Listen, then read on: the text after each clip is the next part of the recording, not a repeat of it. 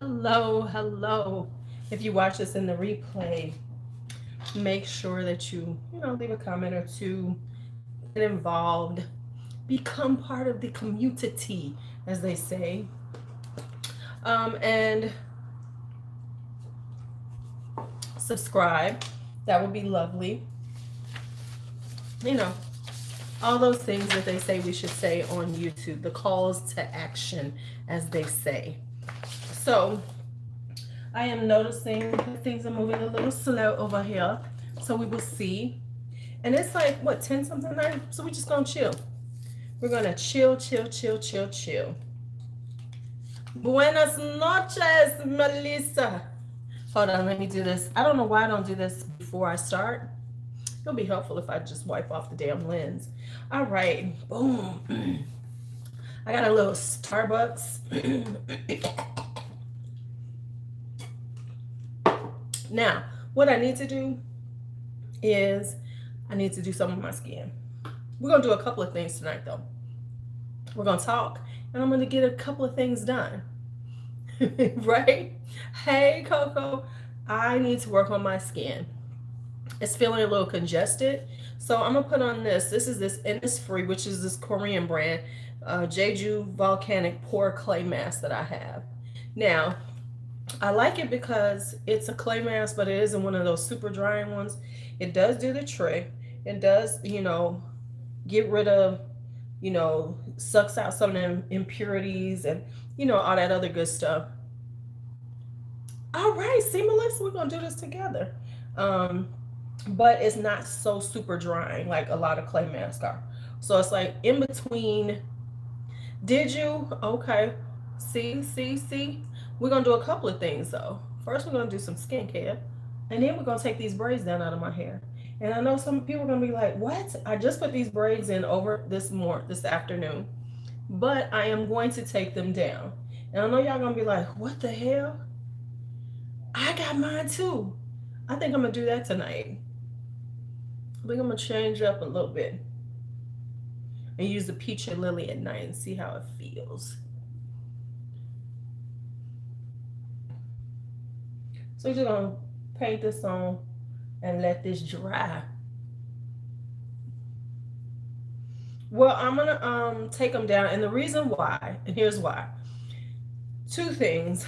I kind of put them in, which took forever to dry my hair because my hair takes forever to dry. And I was going to keep them in, but there's a couple of reasons why I'm not. First one is because my hair knots up. So if I leave these in, my hair will start locking. Even though I hate, yeah, the glass skin is, is what we all want. So that, and I just got to be real with braids in my hair like this. My braids aren't the cutest ones. They're serviceable for what if I'm just not in the mood to do my hair, if I'm not going to be doing anything. But if I'm doing things like putting on makeup, doing pictures and stuff, this is not the look. So we're probably going to take these down, and then I'm going to braid it in sections, larger sections, so they won't, because my hair will knot up on itself. However, I did use that Main Choice deep conditioner, and baby, it is nice. Oh my god. I didn't think I liked it. Right. Well, see, it's not so much about the texture, it's that my hair knots up and it gets frizzy. So I'm gonna take the braids down. Not late at all, only been on for 4 minutes. I got a mask on.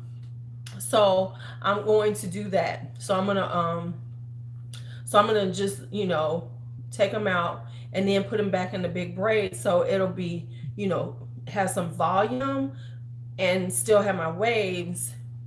Oh, you talking about skin texture. Oh, okay, my bad. Yeah, I like my skin texture, but I'm always like, fuck it, let's try something that says glass skin, because that's who I am. So I am gonna do this, and this stuff dries pretty fast, and I try not to put too much because I can be really heavy-handed with clay masks. I'm one of them people who I will paint a clay mask on my face. So anyway, so this is gonna be a skincare and hair thing. And I use some a different leave-in. Hi, Southern Tea Time. Hey, baby, that I ain't gonna lie, that stuff, because what it was is it really made my hair soft. Um, I planned on it and I keep forgetting. Here's the thing with it is like you have to go 24 hours without putting any acids on your face.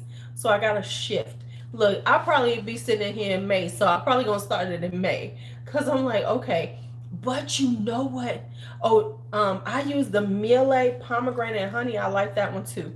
I didn't use the tropical leave-in or rinse out. I used the deep conditioner. Oh my goodness. But you know what I don't have and I need to get right now, Shell? We all need to get this while we sitting in these damn houses. I'm out of foot peel. I think I don't have a foot peel right now. I gotta check. Cause if I got a foot peel, this is a perfect time to do a foot peel. You ain't seeing nobody, you stuck in your house. Baby, it's time to slough off this damn winter ass foot. Let me see, do I have one? Cause I might have to order one. I think I'm out, y'all. Shit. I am. Uh, Damn it, I'm out. Oh yeah, I'm about to go on Amazon. I'm ordering me too. I'm ordering. Y'all know you all have not thought about that, but this is the perfect time to slough that skin off your feet like a. I'm just saying, we ain't got shit better to do. It ain't like we going outside, so we could have piles of dead skin. Oh no! Damn it! Send it to me. Just fucking with you. I'm gonna go on order. I'm gonna go on Amazon and see can I find them because I need a foot peel. Oh my goodness! There's something so satisfying about that. It is something so satisfying about watching the stuff just peel off your feet. It's just awesome. I just love it. And then think about it. It ain't like I gotta put on shoes really. And if I do, I'm just running to the store and I can just throw some socks on. Girls, tea time. Let me just tell you why this is so serious and it's so sad. I just happened to get my feet done right before they shut down everything, but I haven't been taking care of them. So the heels of my feet are atrocious. Damn it. Well, I mean, mine ain't that bad, but they bad enough. And let me tell you something. You do a foot peel, you be surprised how much the skin peels off like a dead. So I'm just saying, yeah, that's gotta be terrible. See, that was my sad face for you, Michelle, because that has got to be terrible having psoriasis on the bottom of your feet. Oh my God, that's got to be. That has got to be. And I'm here for you. I wonder what we could figure out. Wouldn't it be nice if we could come up with something for it? That'd be awesome. That would be awesome. What stuff is drying out too? We'll give it to, yeah, and then I'm gonna rinse it off. So anyway, so I'm gonna, after I rinse this off, I'm just gonna chit chat right now. But I do want to talk about, oh my God, yeah, I'm sure that was. Yes. Ah, oh, Michelle, I'm so sorry. Man, that's gotta be terrible. But we gotta get you to a doctor. So that's all. We'll talk about that offline. Okay. So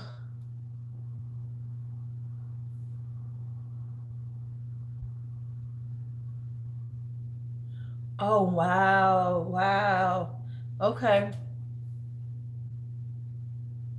Hi, Christine.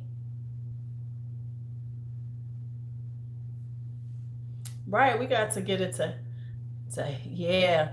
The skin conditions and stuff like that is rough. Cause I thought I was getting it, but Luckily, but I have a friend who has eczema. I have a friend, I think Val has eczema. So she deals with that a lot. And I've seen that over the years with her. So yeah, this whole frequent hand washing and stuff, I messed up my hands years ago working when I was a blackjack dealer at the casino. I had never had problems with dryness on my hands or anything until then from using so much hand sanitizer because it was like um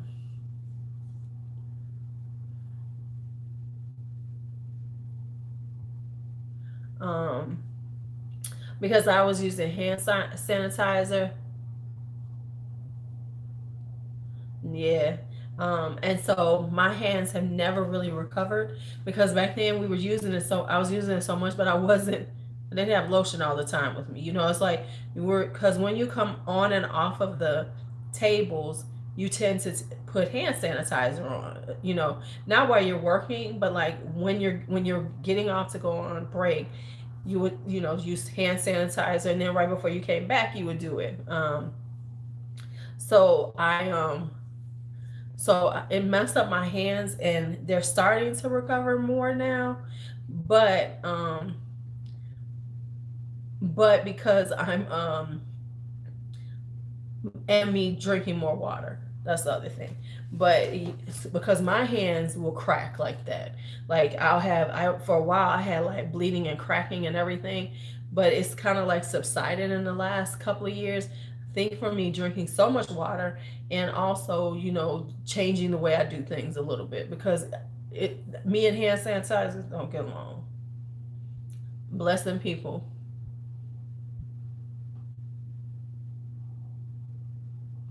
You know what? That's the thing. When you be seeing the side effects to a lot of the stuff that's out here, these medicines, you be like, you know what? I'll just deal with the fucking shit I got, y'all. I'm okay. I'm gonna deal with it. Cause some of it, because like,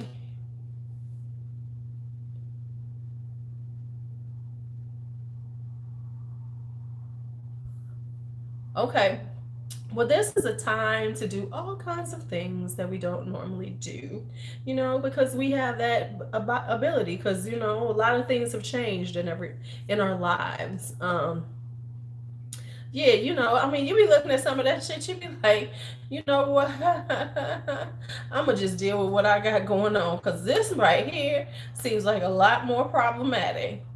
Because I don't want, to be like, yes, this is for this. Side effects are your right arm might fall off. You will have double vision. You might walk into walls. You have suicidal thoughts. You might stab somebody. The shit they be saying. You be like,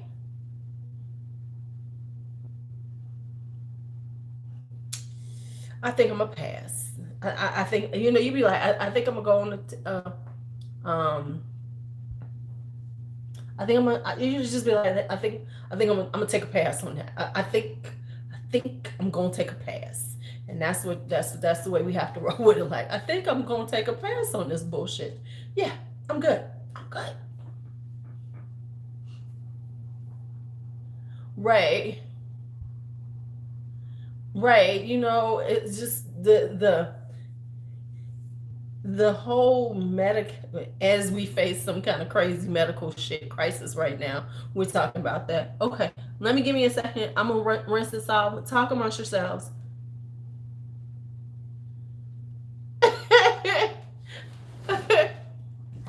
Yeah, I was like, okay, I see something about nail polish, Christine, but okay, but I'm gonna go on with it. Let me rinse this off right quick, and then we'll be ready to talk. Shell, I am almost done with the green tea. I got 7 more to do. I'll probably finish them when I'm done here. I'll be right back. See you in a second.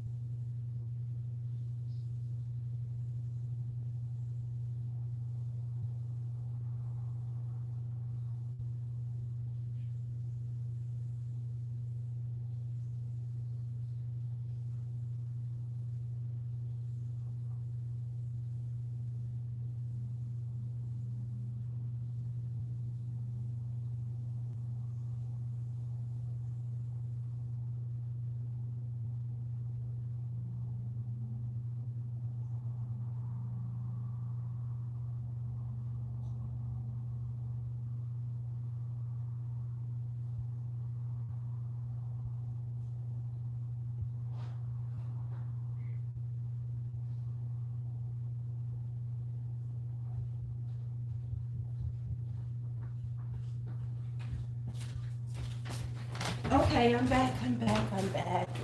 Ooh, my skin feels good, y'all. Ooh, my skin feels good. Ooh, it just really feels good. This is a really good clay mask. I get it on Amazon. I think it's on my Amazon page. It's the Jeju Volcanic Pore Clay Mask by and it's free. And like I said, the reason why I like it is that it's not super drying. So even though it's dry, it does what a clay mask should be, which is draw out impurities. Uh, and so, but it's not so super over drying. So that's why I'm kind of liking it. Okay, so I wanted to say this. Let me do this right quick. I feel so like on point because I have a computer right here, my laptop right here. Okay. So I wanted to talk about the paradigm shift we are experiencing right now. Hey, did anybody get a notification that I was going live? Because YouTube don't be really liking me that much, so I'm just curious. So yeah. If we can, honestly, the best thing, like for instance, okay, hey Tammy. So the best thing we can do is, honestly, if at all possible, try to figure out some natural ways. I am too. I did 14 of them. 14, but some of them were easy because they don't have as many notes. Yeah. And so y'all understand. Okay, just so you all know what I'm doing. Since we are y'all, the green teas are coming. We're probably gonna do green tea night on Thursday. I should have them Thursday, no later than Friday. So it's either gonna be Thursday night green tea or Friday night green tea. And so, okay, there you okay. And so with it, I am working on my database, and I'm trying to put them all in. And that's 21 of them. So I'm like writing down all the notes. So when we have green tea night, because I haven't used any of them, it'll all be first impressions, just going through them all. So I wanted to have some information. So since I was writing it down, I said, well, put it in your database at the same time. So I've gotten through 14 of them. So it's 21. But finally they shift. And I get it, because it is this time, like we're talking about the paradigm shift. We got there's a lot of shit going on. So I'm being patient when I'm not the most patient person with things like that. Oh, so let me just use this today. Let's use the Peach and Lily, the glass skin serum. Let's see how this is. Glassy, transparent, poreless skin. Okay, well, let's see. A revelatory cocktail of peach extract, niacinamide, wild yam, matter something, peptides, and hyaluronic acids. Okay, let's see what's going on here, y'all. Yeah, I'm putting in the guru work. Plus, it just will make it easier to, let's see how she feels.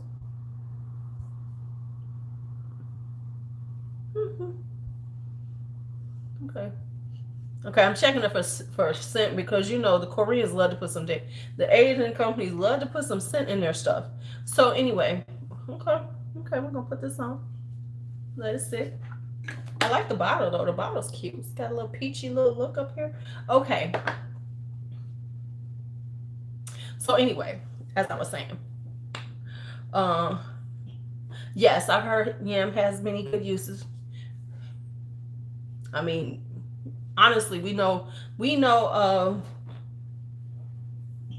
Booker T. No, not Booker T. George Washington Carver for the peanut, but he also did a lot of work with the yam too.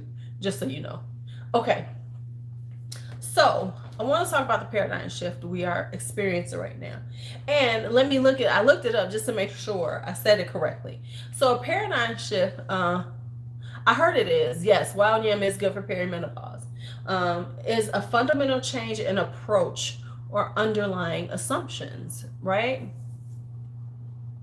Ooh, okay. Right. Ooh, okay. So, hi, Rita. So right now, that is exactly what we are in. I thought about it. I said, we're in a paradigm shift. Um, and it's so interesting because we are truly in a shift. And I can see some things that are good about it.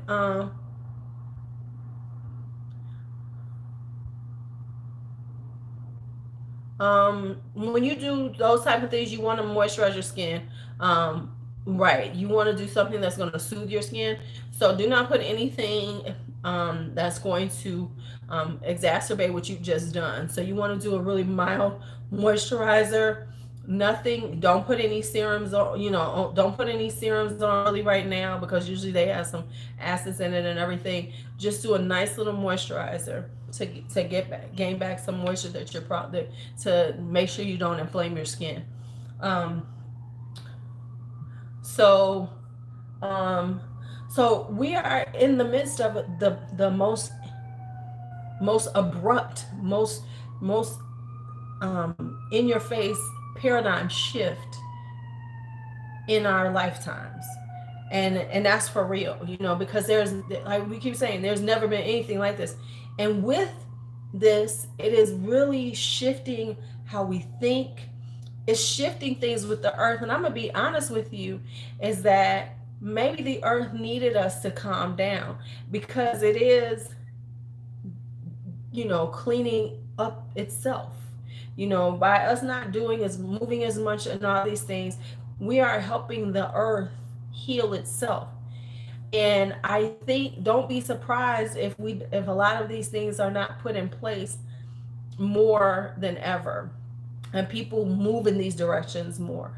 I think that we're going to see a lot more homesteading, where people are really focused on their homes, and really, there's going to be this whole thing because of everybody trying to rush out. Now, let me tell you, I'm going to tell you how I feel like this is going to go down.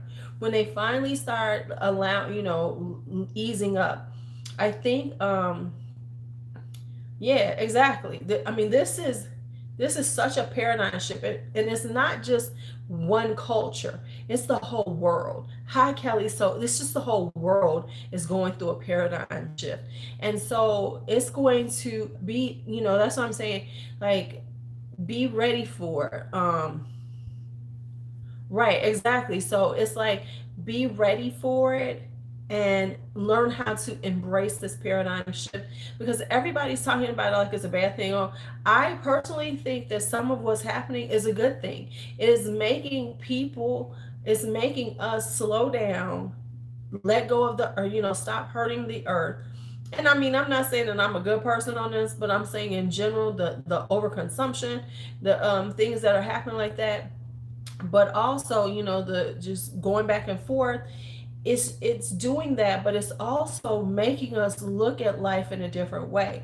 We are now appreciating the connections we have more. We are actually reaching out to people more. I mean, I don't know about y'all, but don't you reach out to people just to check on them? Hi, Anastasia. Yeah, where have you been? We're checking on people a little more. We are connecting even better than we the slow life movement. We are doing, there's quite a bit of that going on, and we're trying to keep up, like doing more video chats. So we are using the technology in order to be more social, and it's going to create a whole different social life than we have now. And even though some of it is going to be kind of isolated, um, okay, even though we are sort of isolated, we are we are connecting more. Um, right, see, okay, so it's like we are connecting more, and in ways that we haven't been, and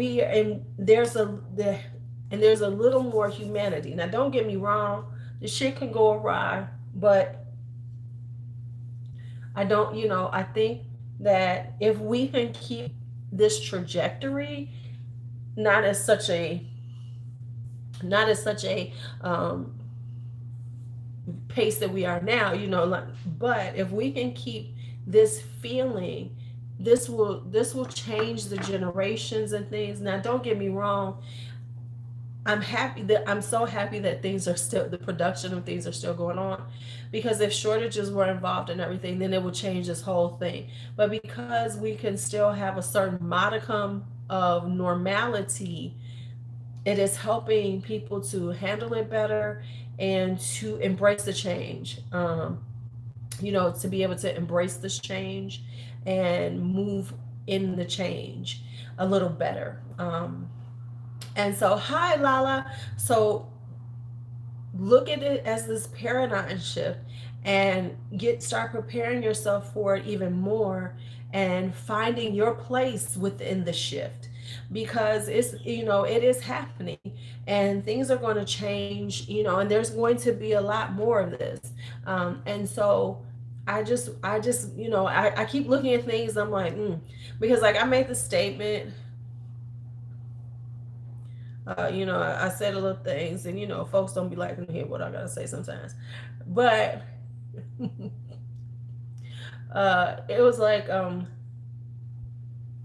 but I'm like really like looking at it, and I'm like, okay, we shifting, and I think that, like, for instance, while we're in this shift and we have this time, think about things like I was like, whenever I go out, it just seems so much more peaceful outside. Or is it just me? Like, when you go out and you have to be out there, it's just so much more peaceful. It's not as hectic. It's not as much of the like aggression. People are a lot calmer. Real talk. People are a lot calmer right now. When you go into the stores, even though everybody's like, oh my God, but people are really like calmer and everything. They're a tad bit friendlier, because we all going through the same. We all on different levels, but we kind of going through the same thing, and I, like I said, I'm going to start going on my walks and just enjoying the calm and peacefulness of it, because it's there now. Once they lighten up these, I promise you, if they do this right, they're probably gonna lighten it up less than you think. You know what I'm saying? Like, yeah, it's a really different feel outside. It really is like this quiet peacefulness out there that really is like something that we've never experienced. This just peacefulness, like you went to the country to feel this peacefulness, not in the urban settings. I mean, I'm in Chicago, and I'm in the hood. I ain't in, I don't live in no great neighborhood now. Yeah, I live in a decent neighborhood, but it's, so for the calm and peacefulness of it. Hi, Janet. It's really interesting. Where is my moisturizer for my skin? Let me tell you, just using that mask has made my face feel so much better. Uh, what did I do with that little thing of fresh? Oh, there it is. No, no, no, no. Okay, never mind. I'll find it. So just look at it and start incorporating some really good things for yourself within it. Like I said, okay, Heifer, you need to pull out some books and start reading again. Maybe do some reading. Like, oh my God, reading clubs can be so awesome now, because we are so willing to do Zooms and things like that. Uh-huh. Wow.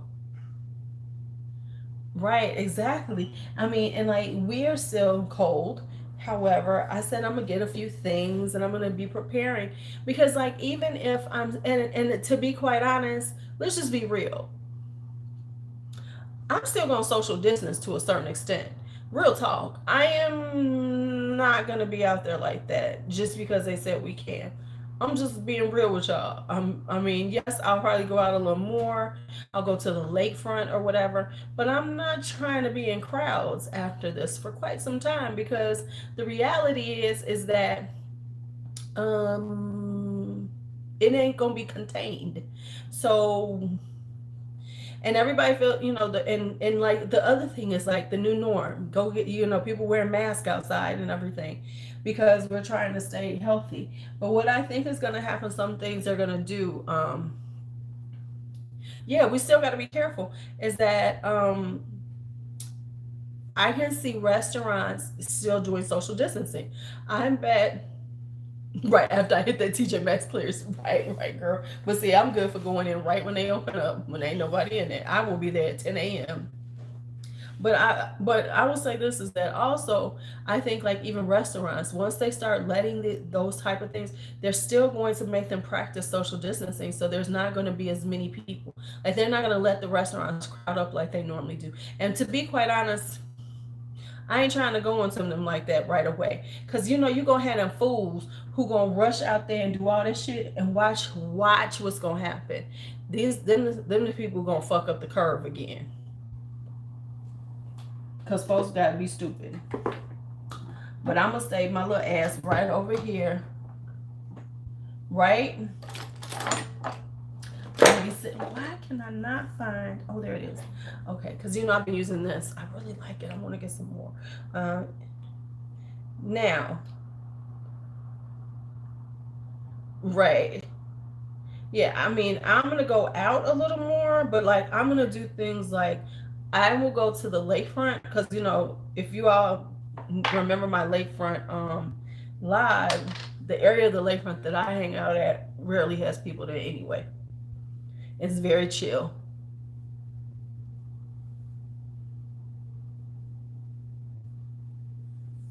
Right. So yeah, it's like oh my god, this feels so good. I mean, to be quite honest, I doubt if we're going back. I'm just waiting. Right. Yeah, see, listen. I tell people now I don't need to go to a lot of clubs and all that shit. I did that. I did it when I was supposed to do it. I did it in my 20s, honey. My 20s and my late 20s, my early 20s, my teens and my early child, please.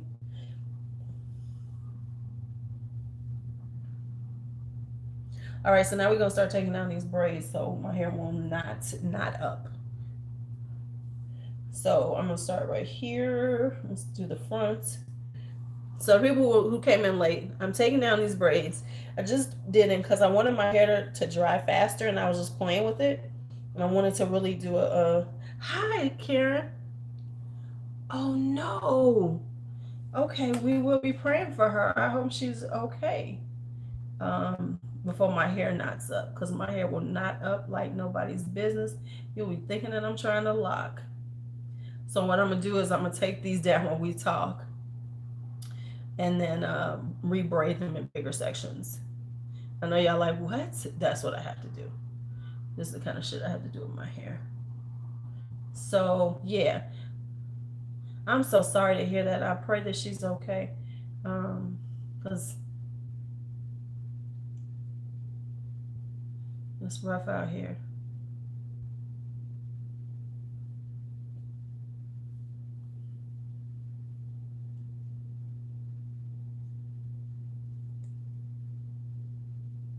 Right. I know you don't.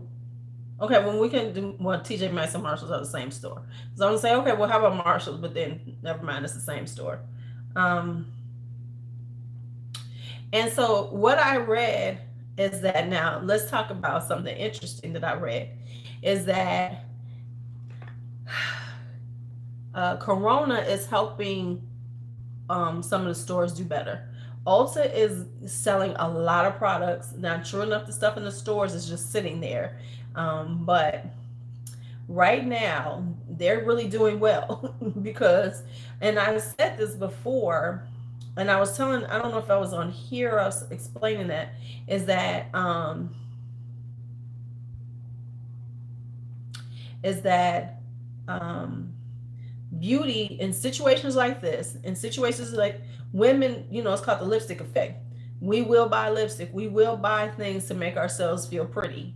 And so because of that, there has been a lot of sales that, you know, there's been a lot of shopping. So whereas sales are kind of down at all, so right now they doing a lot of sales. They warehouses is Now I don't know how it is for Sephora yet, but Sephora's gonna do their little VIB sale, and all the damn fools gonna act like that's the best sale ever. I need everybody to really get on people's list. Like everybody's waiting for the Sephora VIB sale.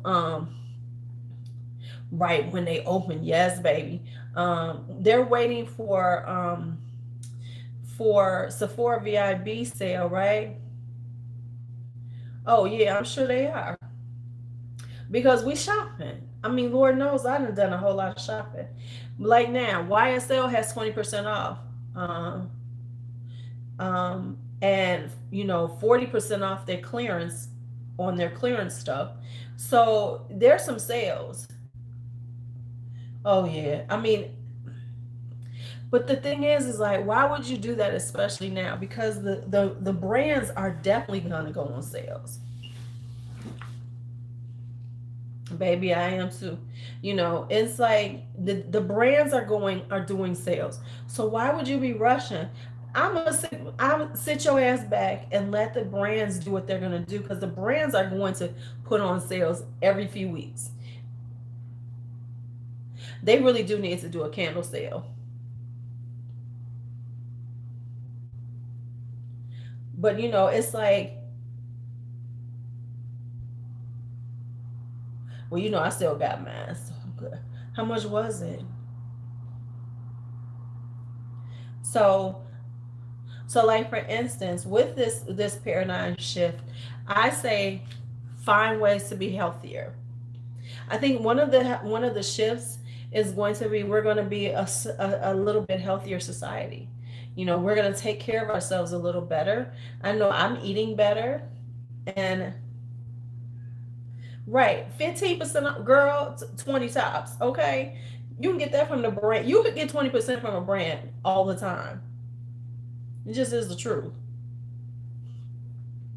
I'm mad I missed that Marc Jacobs, because I would have bought all them blushes with you, girl. But when I looked, they was all gone. Right? And that's what I'm saying. So the whole wait, Sephora VIB is ridiculous. I don't understand how people still buy into that stupidity. I'm just being honest. Unless you can't find it, but trust, the only one I could say is Tatcha, because Tatcha really don't do a lot of sales on their website. But other than Tatcha, everybody does a sale. Like, I know, right? I know, girl. It just, when I looked, it was just wasn't nothing that I wanted. So I was like, okay, yay, you helped me save some money. But Lord knows I didn't save no money yesterday anyway. So, but yeah, so with the shift, and the reason why I'm saying this is because paradigm shifts aren't always bad. Right, right. Paradigm shifts aren't always bad, y'all. So remember that. Don't get caught up in all this kind of crazy talk.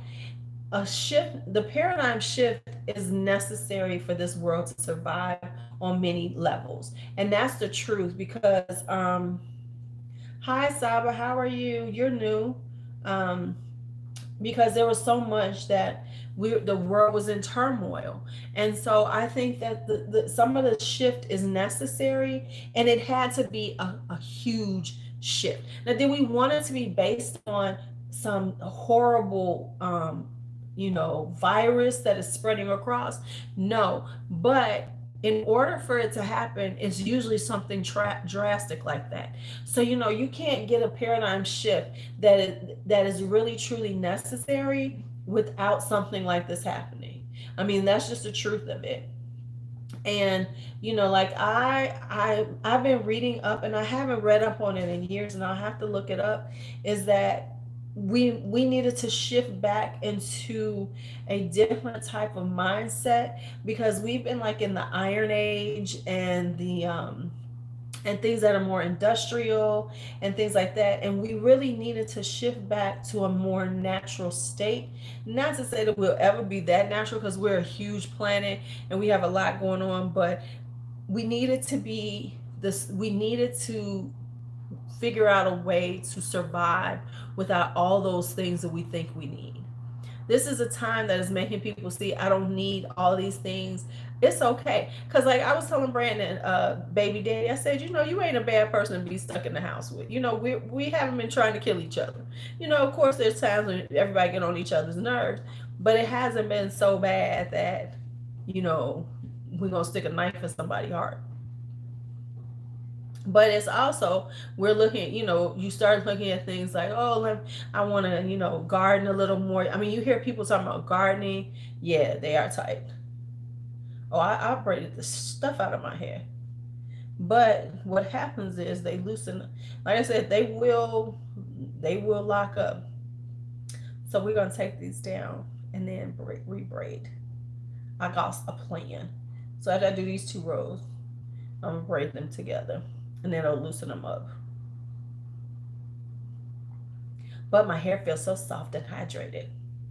So what are you all thinking about? Where are you thinking? What shifts are you feeling like you want, like you're making? And what shifts have you felt in this time? You know,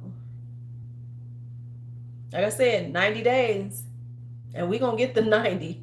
We're going to get a 90-day shift in our whole vibe, our whole thinking.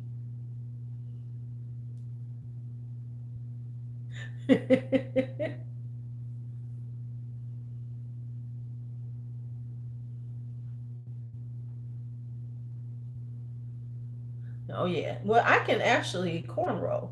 I just don't do it.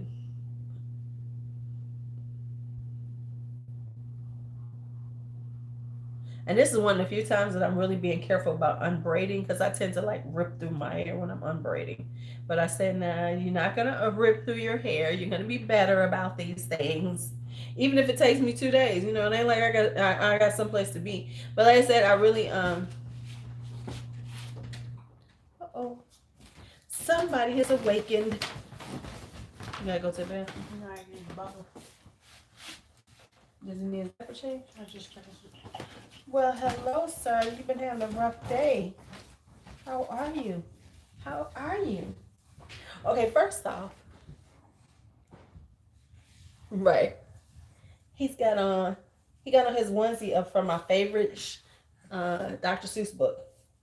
Oh, the places you'll go. Hey, man, you been asleep a long time. You been asleep a long time. You want to see yourself? You want to see yourself, man? You giving him full face today? You giving him full face? You giving him full face? How you doing? How you? Ooh! What you doing, man? How you doing, man?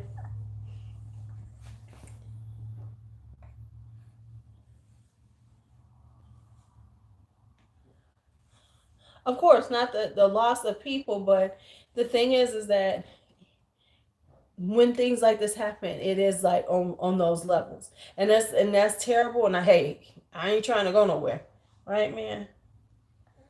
Look at you holding your head up. Look at you holding your head up like a big boy. Look at you holding your head up like a big boy. You 11 weeks today. You was born around this time 11 weeks. 11 weeks ago, you was crying and they was cleaning you up at 11:05. Yep, that's what they was doing. At this time, 11 weeks ago, they was crying. He was crying. You want me? I don't think go back to sleep. Huh? I really don't stay up too long. Okay. You take a little butt back to bed.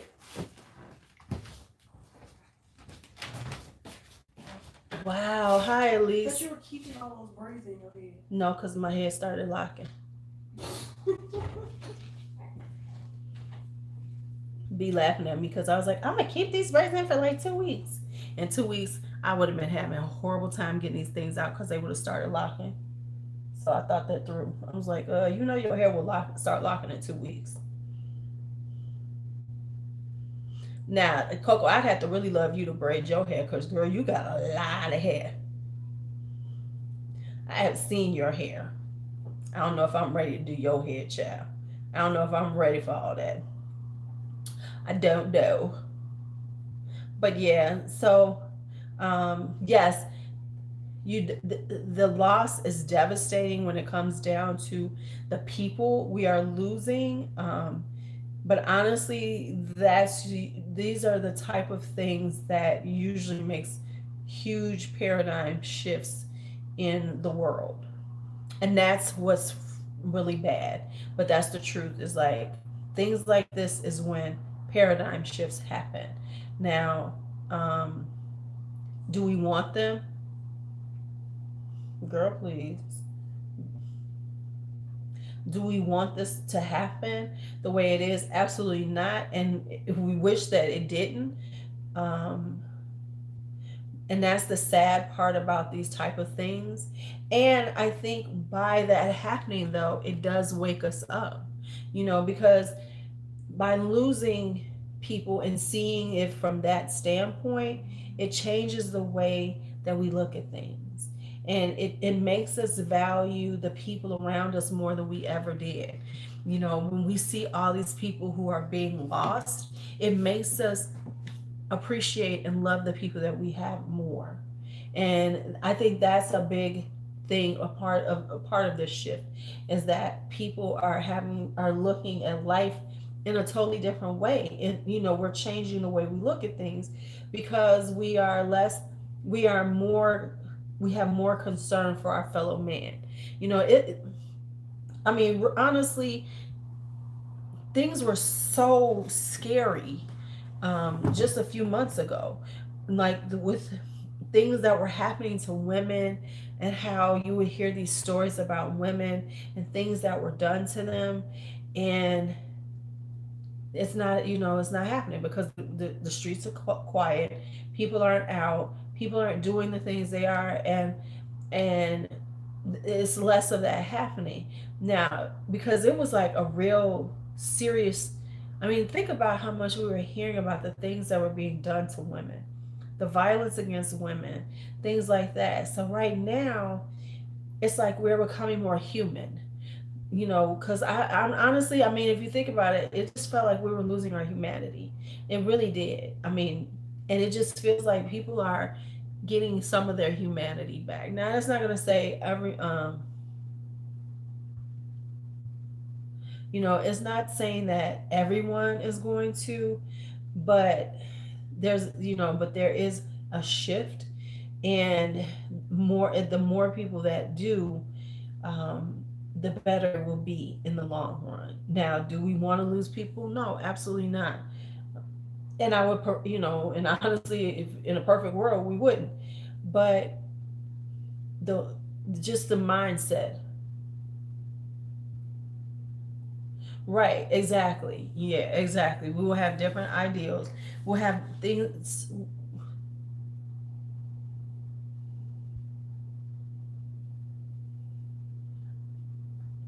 Oh yeah, you're gonna definitely have those people who are gonna sit in denial and everything, and and in every paradigm shift, any big huge change, there's always going to be the people who cannot handle it.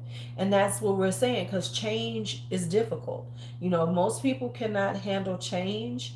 It scares them, and they want to fight it, because there are always the people who want to fight change, because change is so scary. It really is. I mean, change is so scary, but I think this change is being forced upon us. So you either got to figure it out, or you will drown, because now we have no choice. Honestly, we have no choices right now, no matter what. Because I know, like, people like, oh my God, but guess what? So what? It's still gonna happen.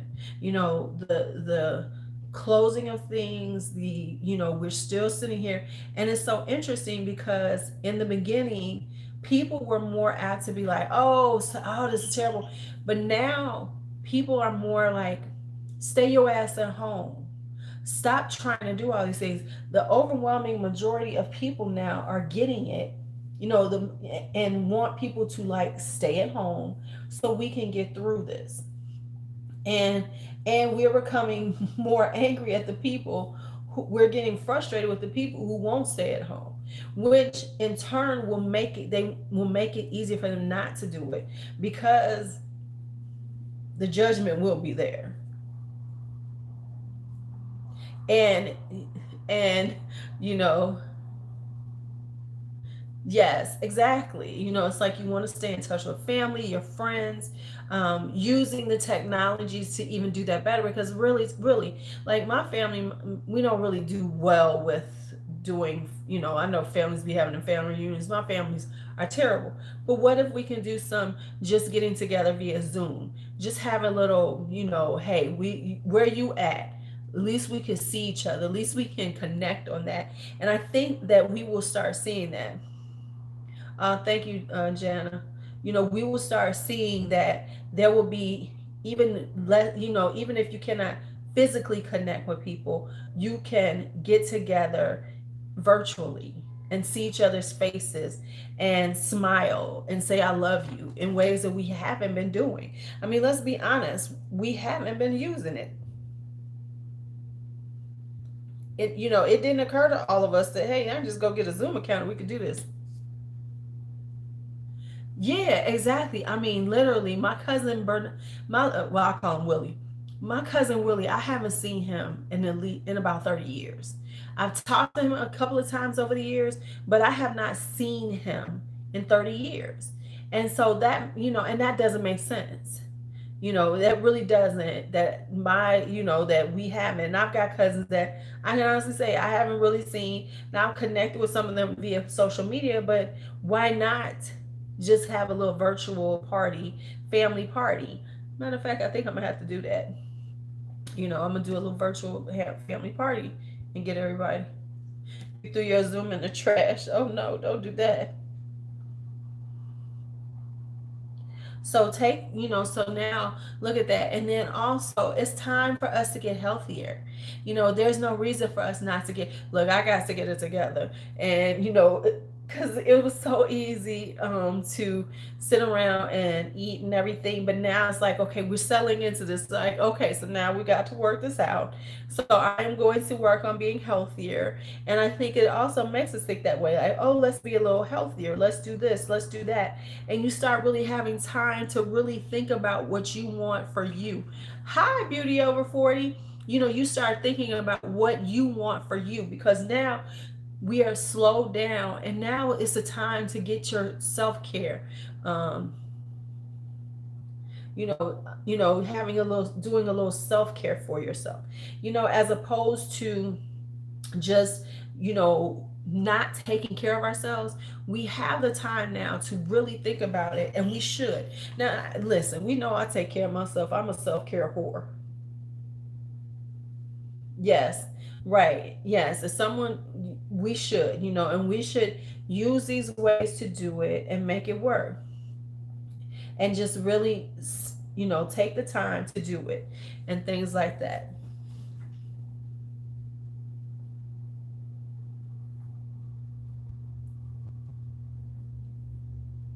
Huh? Think about that.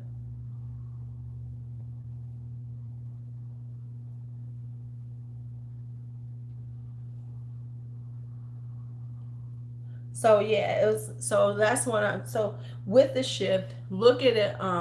You learn how to garden. See, I haven't gardened in a long time, and I used to garden, and now I want to get back into gardening.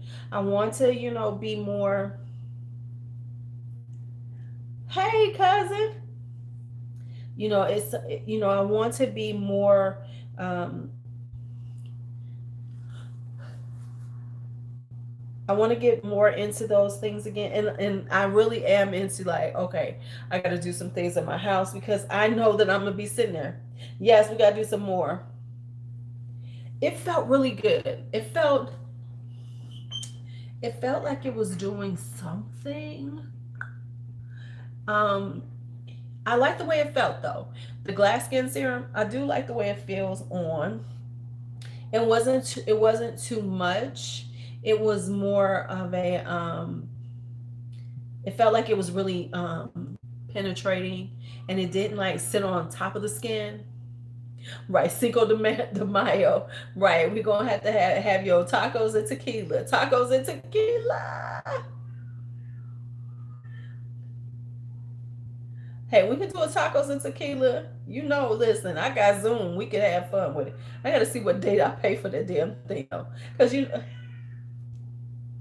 it is. We can be prepared. We can have all of our food. We can sit around and show each other what we have. Our little tacos, our little tequila.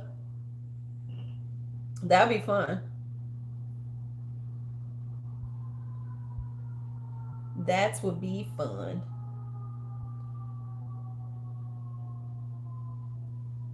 Right, Taco Tuesday gonna be lit this year. I actually need to go over to the other store because I want to get some empanada disc. Um, I want to get. I don't have Apple. Um, I want to get some empanada disc, and I need to get some more. Um, I need some tortilla shells because I think I want to do tacos tomorrow. But I want to make some soup.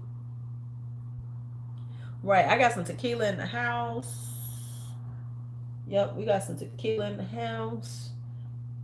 I still have even though nobody want to drink it with me, I still have punch from. I still have punch from the what's the name? Right, I ain't got Apple anything. That's the kids. I am not an Apple person. You doing? Ooh, those sound good. Those sound those sound good. What kind of soup?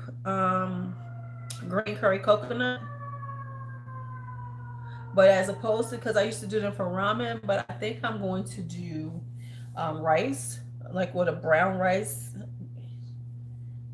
So a green curry coconut. I think I'm gonna have salmon and shrimp. I have no idea, Jenna. I don't mess with the apple. I don't mess with the apple. So yeah, that's why I really wanted to like talk about what we're talking is about, like the paradigm shift and how we can manage it. I don't know. I have no idea. I don't know anything about Apple. I can't help you. You might want to Google it though. I'm just saying. Um, so yeah, so that's why I was that's been on my mind. Of course, I'm having all these like um, I'm having all of these like thoughts about it, like about what's going on. I sit around and I start thinking about these kind of things. Well, I have, right, I pay for a Zoom subscription. So I am paying for one. And the reason why I am is so that I could go longer and then I could have more people. So I am paying for a Zoom subscription every month. But that's because that's who I am and I will pay for things like that. Because if you have free Zoom and you do a meeting, it can only be 40 minutes.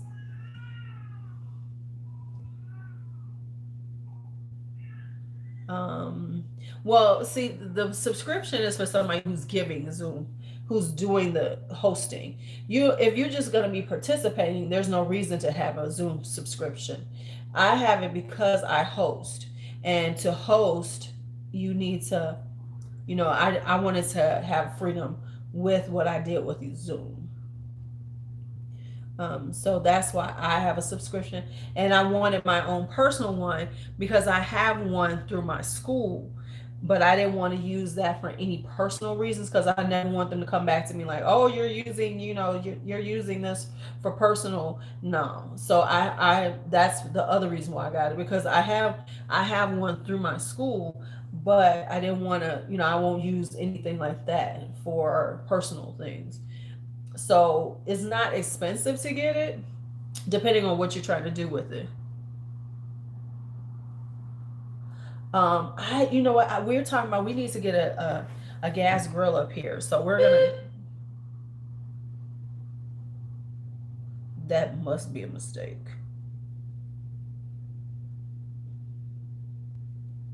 cause ain't nobody supposed to be over here tonight.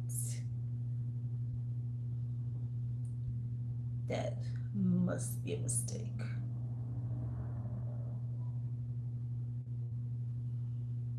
You made chicken Alfredo.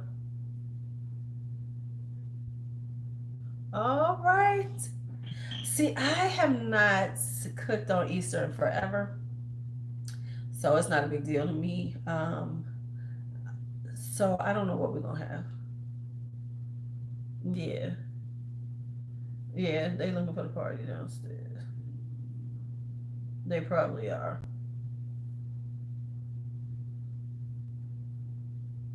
They probably are, Michelle. You probably right, but they kind of quiet tonight. I think he was like on a video thing because I could only hear. Um,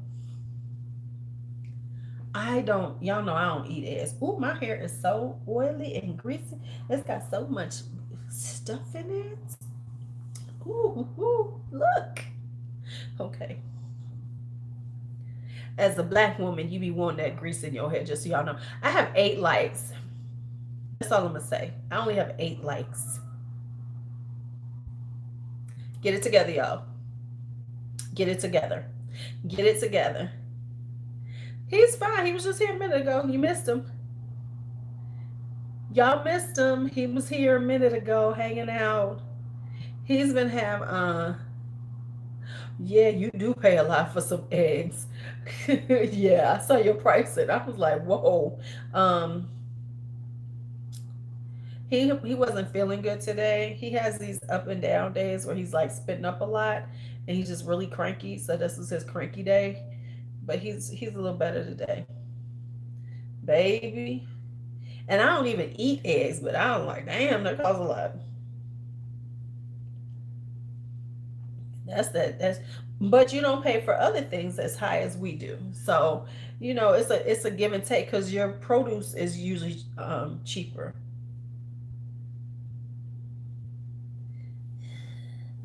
Deviled eggs are gross. I'm just joking. I'm just joking. I'm not gonna mess with y'all and y'all deviled eggs. But yeah. So anyway, that was what I was thinking about. And so like even with me, I am trying to work harder. 12 rolls for $24. Where was this at? Honey, I went right on over to Walgreens and bought a bunch of stuff.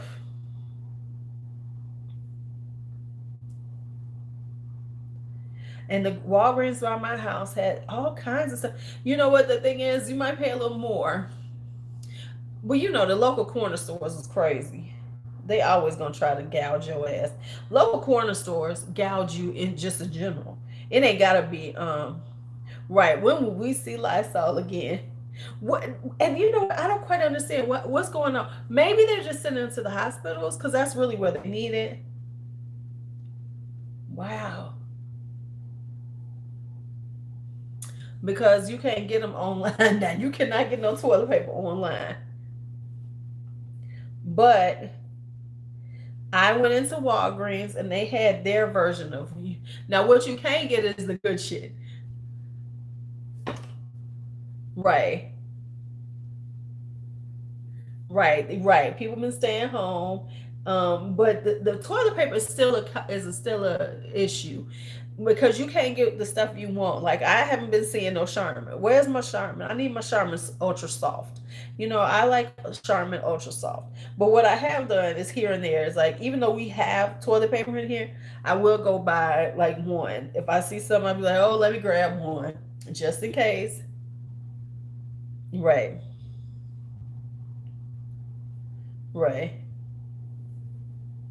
Well, yeah, because I told you, that's what they said was that Walgreens is gonna start doing pickup. You could just roll up and then just do a pickup order, and they I read that on a email that they were doing this whole pickup thing where you could just drive up and do a drive up order. Be like, yeah. I mean, I have some Charmin, I just don't have as much, and I refuse to go on Walmart. We have not gone into Walmart since the pandemic because it's just like the I don't know, maybe it's better now. Is like the Walmart shopper in general they get bad on Black Friday. I don't want to be in Walmart with these crazies when you're talking about short stuff is short and folks trying social distancing and shit. I do not want to be in Walmart with them people. I'd rather go to Target. It's just something about the Target customer aesthetic is so much better than the Walmart ones. And I hate to be that way because I love me some Walmart. Yeah, I just can't mess with it. because it's Cottonelle Gentle is nice too, but mine is I like Charmin Ultra Soft. That's my favorite. I love me some. Right. Oh, really? Now, I have not been into the Target. There's a small one in Hyde Park that's kind of close to me. But let me tell y'all, I went to the grocery shopping. I got to be honest, grocery shopping has been pretty lovely for me. Right. The one the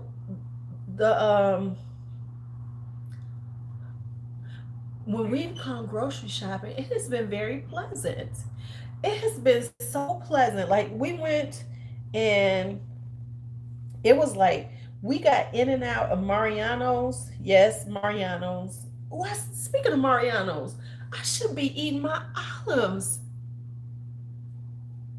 right now. I have olives and stuff. I'll be eating those tomorrow. I forgot. Yeah. It's been really pleasant. Like, cause people are really quiet. They're moving very, they're not lingering in the aisles.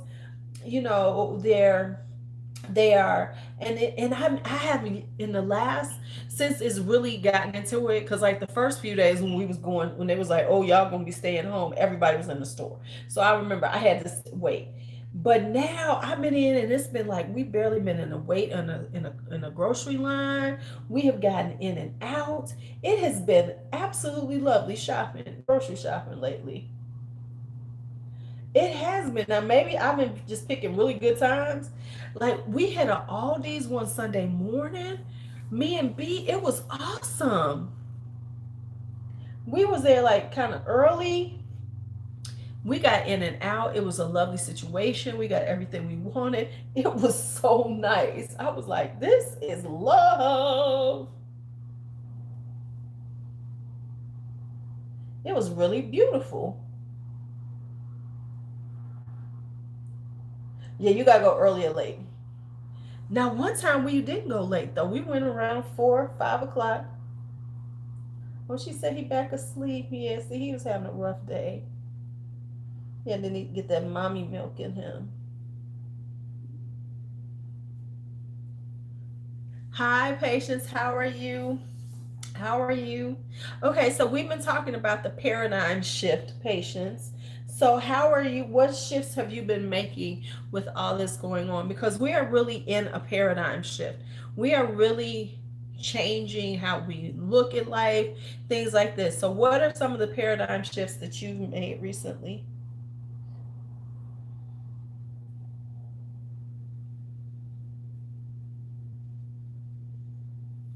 Right, right, right.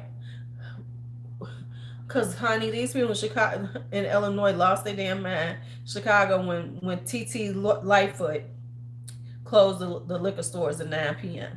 The liquor stores is closing at 9 p.m. It's like, come on. This is a what happened in the van stays in the van. No, she ain't playing. I'm getting better with my eating. Um, Matter of fact, I need to get my stuff out. Right,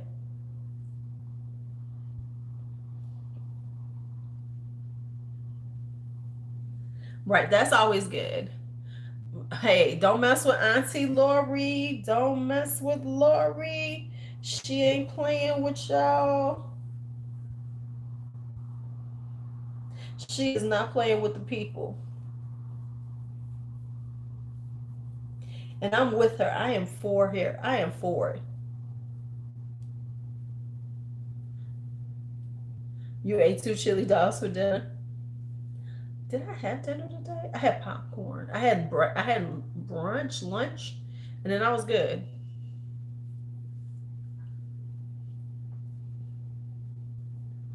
So I think I'm gonna cook tomorrow. I want to roast some corn and maybe little carrots for my soup.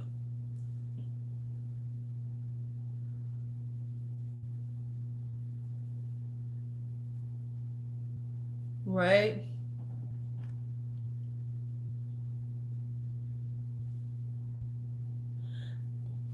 Now, we still getting a little food to eat because, right, because it's like you're trying to. And have you noticed that, like, I think, like, Uber Eats is doing it? Like, you can, like, contribute just some money straight to the restaurant.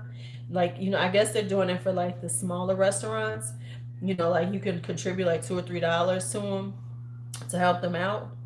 So, when I've been doing, like, if I order something, I'll try to do that.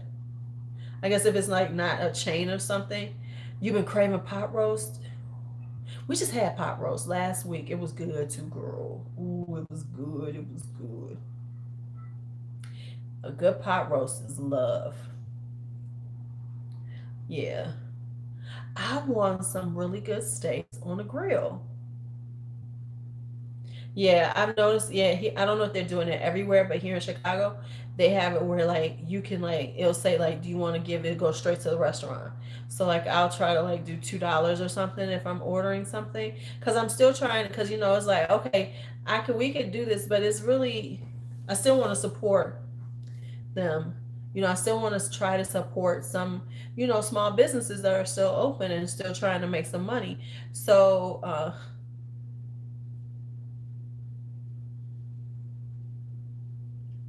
right. Right. And I think that it's important that we take this time. And that's why I said we have to start putting in place things for ourselves during this time and really think about ourselves and take care of ourselves because it's so easy not to take care of ourselves. And that's what we normally do. We normally run around doing all kind of stuff and the one person we don't take care of is ourselves. Right. He really did. um we really don't take care of ourselves that well. We take care of people around us. We do. That's just in general. People put everything on their plate but they don't take care of themselves. And so I think doing during this time it's time to take care of ourselves better and really do that and take the time to reach out to people, have a conversation, you know be kinder than we've been to each other. And that's really important right now because and I think with everything's happening, that is what's one of the biggest shifts we're seeing. Yeah, well, patience.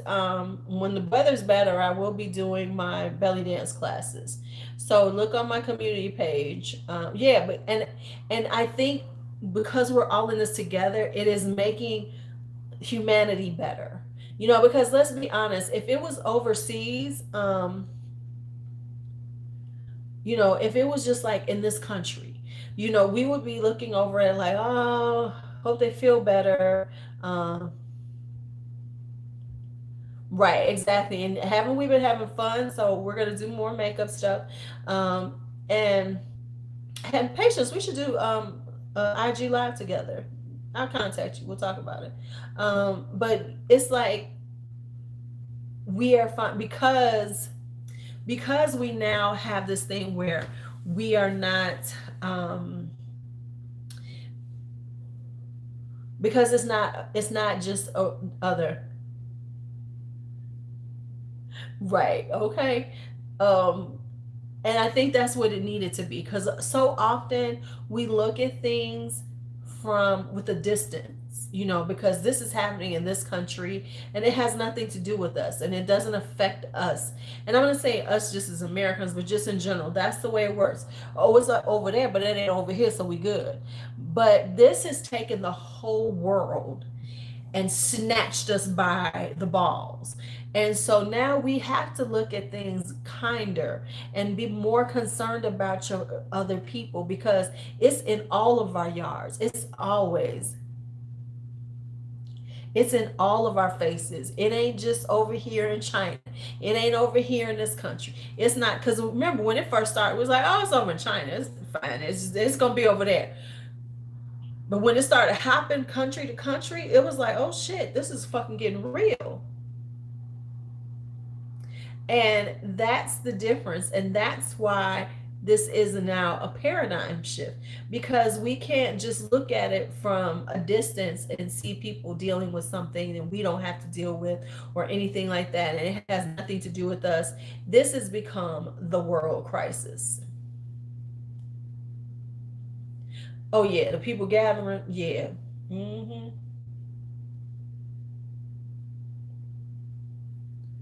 Well, polyester. Yeah. And so because of it though, it has created us, and I'm just being honest, and it's not saying that everybody is going to like become sick, but the more you hear about girl, yeah. I mean, people are using the park, but they shouldn't be using the park.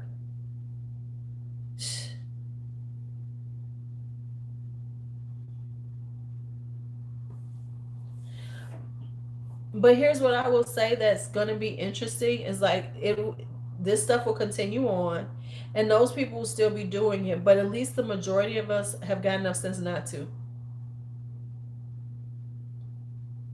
Yeah, we do. We do. But I think the more it touches people and the people around them, people will really start sitting their asses down. Because for so many people, it still hasn't really affected them. How I can't remember.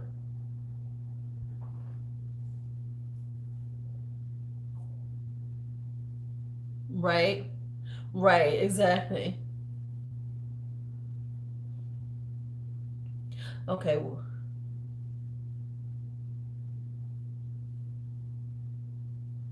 wow. So they're gonna have all these people over for the weekend. Wow. The Philippines is in the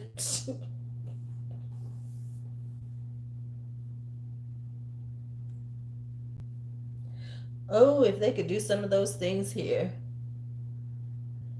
I mean, I wouldn't shoot them, but because they shoot at their feet.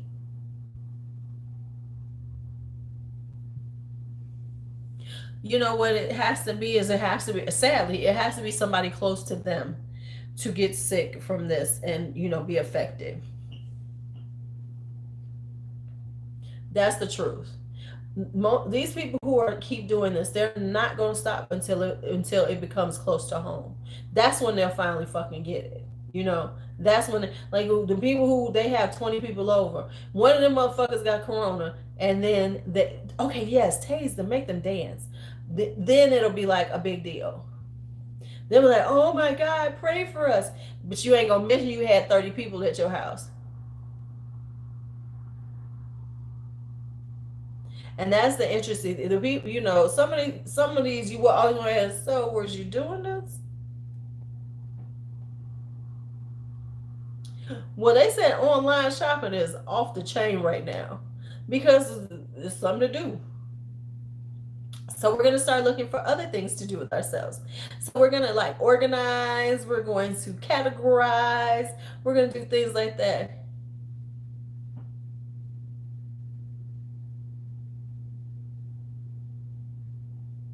right? Now, see, that makes sense. You see, oh, okay, so we just okay, y'all got the quarantine now, cause y'all was out there like fools. And see, what's gonna take, and I hate to be that way, is it's gonna take things like that for some of them to get it, and also for children around them to get it because of them. You know what I'm saying? If children start getting it from these these dumbass people, then they'll start getting, oh my God, I need to stay in the house. And that's the truth. And young people have an invincible thing anyway. Wow.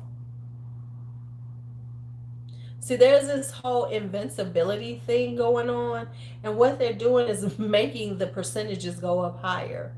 You know what I'm saying? As opposed to it slowing down, they're going to create this exponential growth.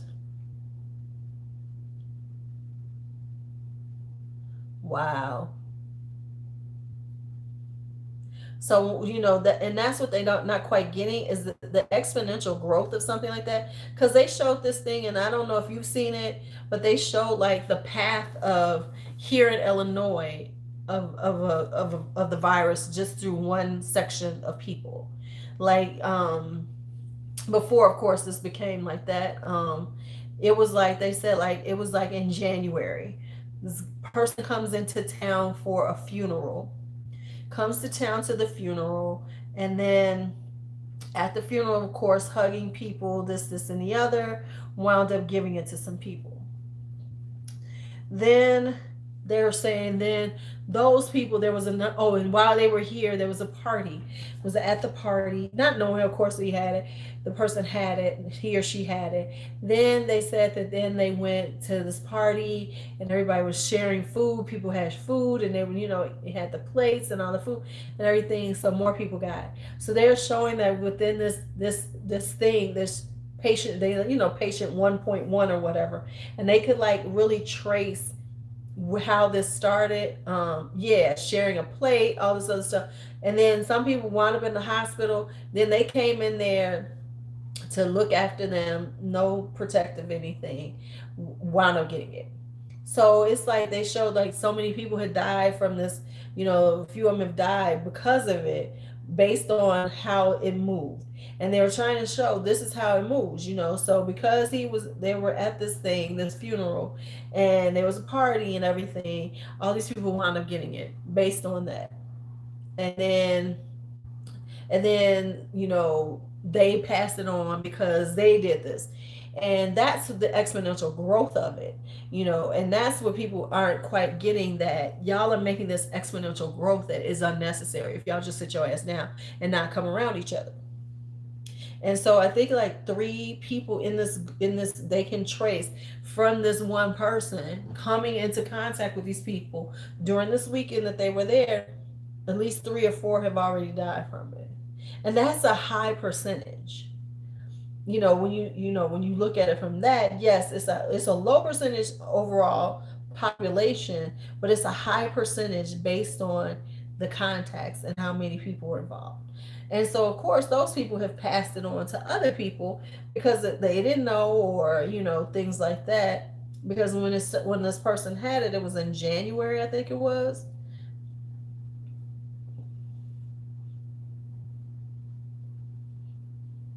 B knows somebody that this happened to. Listen, this happened a few weeks ago, right? And this was when we were just really getting into, hey, stay your ass at home. And she knows somebody who had a party at their house. We having a party, we having a kickback, we having a kickback. Somebody came from out of town from to this party, had it, and she said now, she was telling me about it because she said then the person was like, because it was like, oh, it ain't that serious, it ain't that serious. And then almost everybody in their household wound up with had it, or wound up with it. And then it was like, this is serious, and that's when when you see somebody who's been talking, um,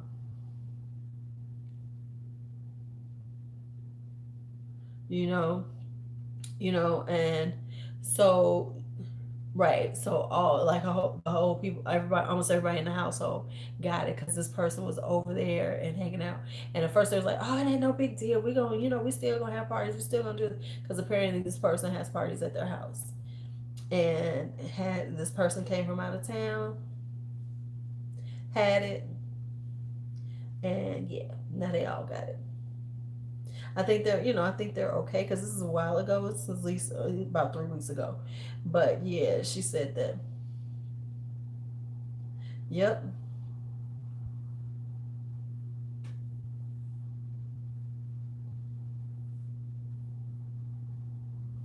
But like she said, then it became like, oh no, this is serious. The person who was, a week before then was like, right, that out of town corona, and was like, oh, it's no big deal, it's no big deal. People just tripping. Now it became serious, and that's what's going to happen to these people who are doing these gatherings. That's the only time it's going to become serious to them, is when somebody close to them or one of them gets it because somebody up in there with it.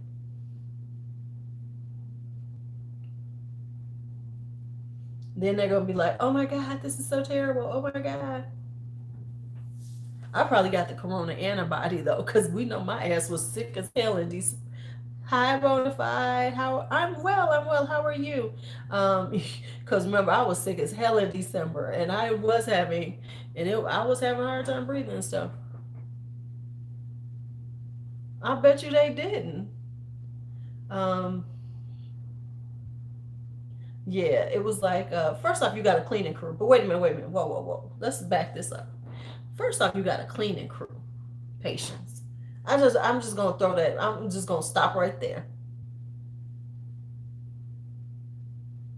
Hold up. First off, let's just go back to you got a cleaning crew. Can we go back? You see how she just threw that at us? Oh yes, the cleaning crew came.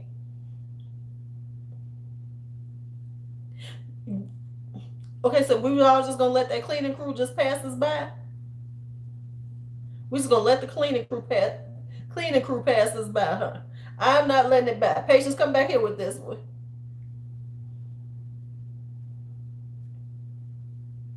That's why you hot to Bella experience cleaning crews and shit.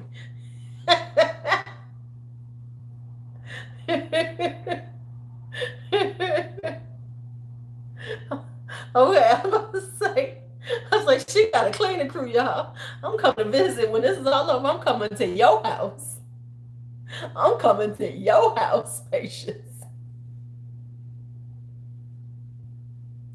I'm coming to your place. Okay, I got this in sections. Okay. I feel like I'm doing something to my head.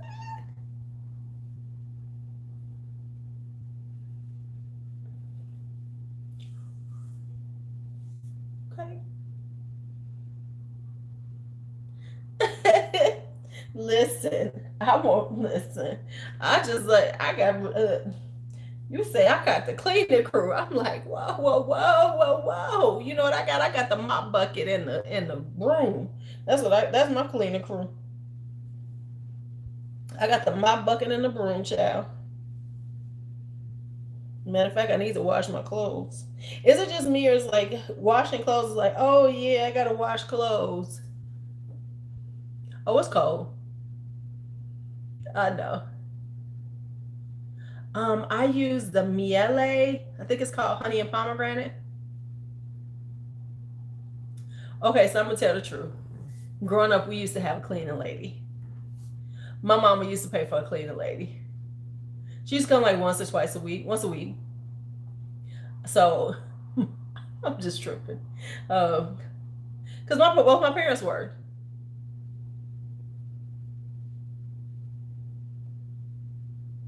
So listen, and I might be getting one soon too.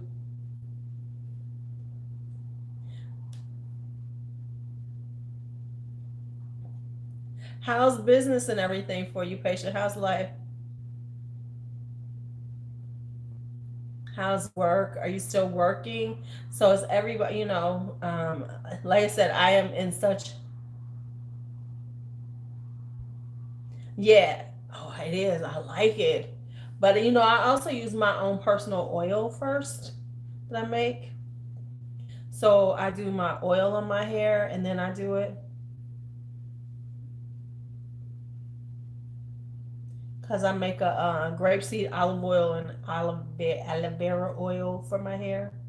Aloe vera. Let me say that. Can I say that? Okay, Louise? Okay, okay. Because I remember you saying you're working from home. I want us all to be good, you know, and healthy and, able to get through this. But I also want us to get through, my wish, right, okay. Um, I want for all of us is to come through this better. Not only do I want us to come through with this, I want us all to come through it better and in a better place. You know,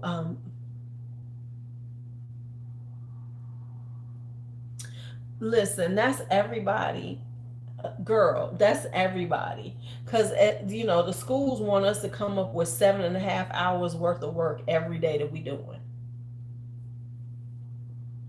Really? I wasn't working that damn much of school.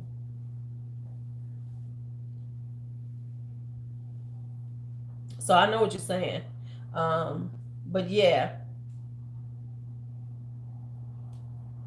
yeah, and I have to like work on that. However, I have been doing a little more on my IG, so I'm trying to get a little better with my IG, and I'm working on that. And then, you know, that's why I'm taking these down, because I said, okay, you can't be walking around with these braids in your hair, because then that means you're not gonna do any content. You're not gonna do any content if you got these braids in your head, because your hair is gonna look like hello, goodbye. But it did help dry it much faster. So I might blow it out just a little bit to give it a little volume, because my hair don't have no volume until it's dirty as hell. But yeah, so I would like, so if I seem kind of like preachy, it's not that I'm trying to be preachy, but I just want to make sure that we all look at this with a different eye, and don't let this time, you know, scare us, you know, because there's so much misinformation out there. There's so much, girl, yeah, 7.5 hours. 7.5 hours. So, because there's so much, right, exactly. Um, there's so much misinformation out here. There's so much fear mongering.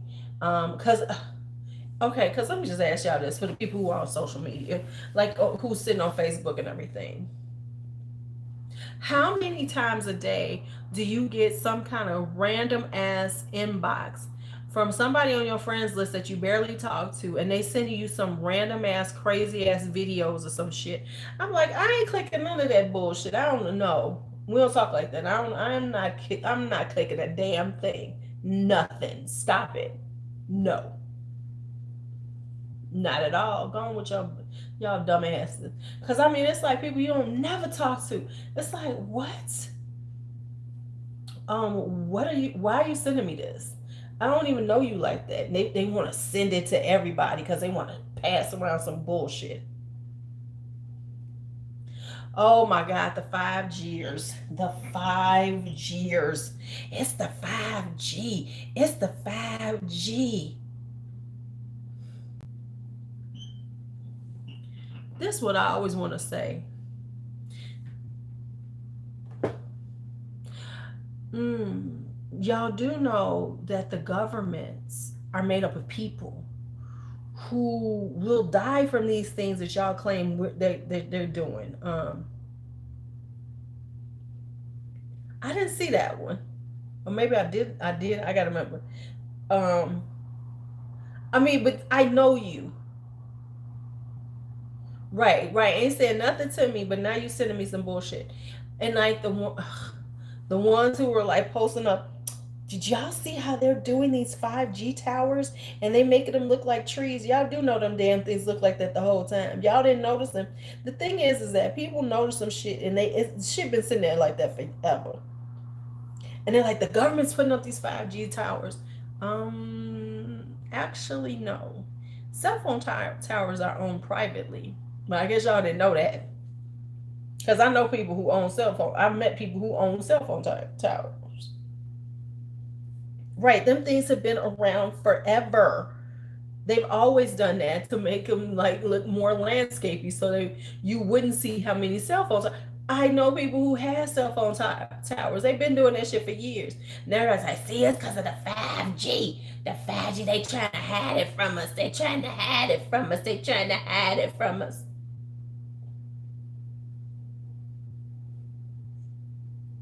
I'm like, y'all are some idiots. Y'all don't believe anything. But the thing is like you worried about 5G, but you got a microwave in your house. So you microwaving your food. You nuke your food. If you got a microwave in your house and you got a cell phone, shut up and quit whining. So they want to talk about the 5G, but they're talking about it on their phone. I'm confused. I'm confused by it all. So you worried about 5G networks, but you still use. So are you going to stop using the phone? You're going to go on the landline now? Are you going to not have your cell phone? Oh, okay. Shut up then. Do you have a microwave in your house? Are you nuking your food? You do know you're putting microwaves into your right microwave everything, heat up everything, throw it in there with the microwave. Ooh, got some chicken from yesterday. Throw it in the microwave to heat it. Not to say that I don't, but I ain't sitting up here talking about that shit.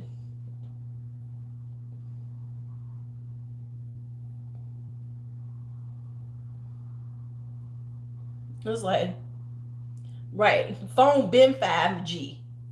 Right, and my thing is, everybody who talking about 5G and the 5G shit, you're doing it on your damn phone.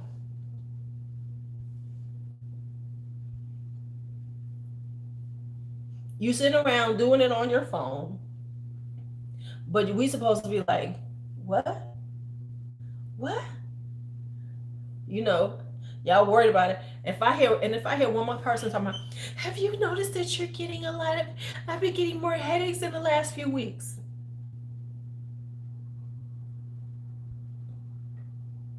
Okay, that's called stress and anxiety. You sitting up here stressing out and sitting up here telling me I'm having headaches, and then you give yourself more fucking headaches.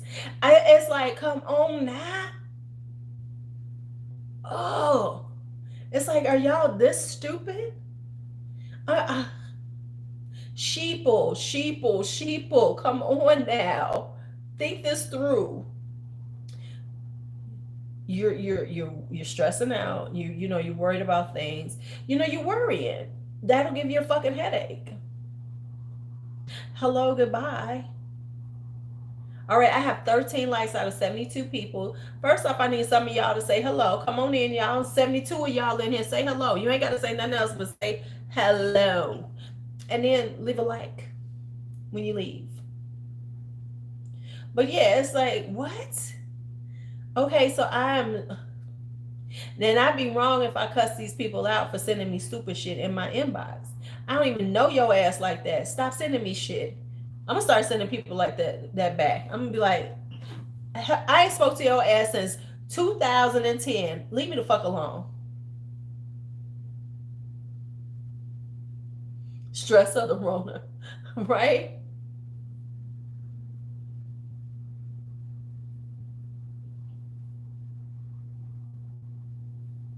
I'm like, damn, y'all just what?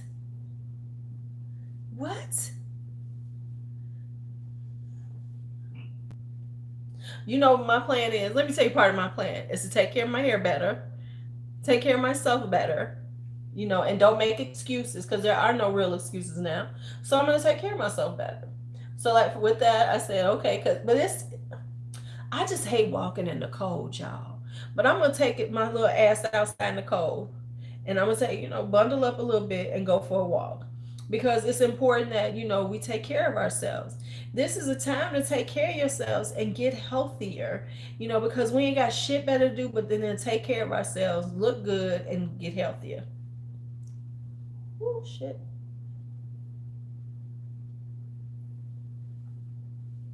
So those are my goals. That's my big goal, is to get healthier, and not and the thing is like, and then here's the interesting thing, and I saw somebody, he did this, and I had to agree with this. I think that people need to stop being preachy, even though I am preachy. Lord knows I am. But I'm not here to say, if you don't do these things, you are stupid. Like, I keep seeing these people posting up stuff. If you ain't working on a new hustle, or you coming out of his without anything new, then you've wasted your time. Who are you to tell somebody they wasting their time? People are going through things, and that's the thing, is like people are going through this. And that's why I'm saying stuff like this, is because we need to just talk about it from a more realistic standpoint and put it out there that it isn't a bad thing.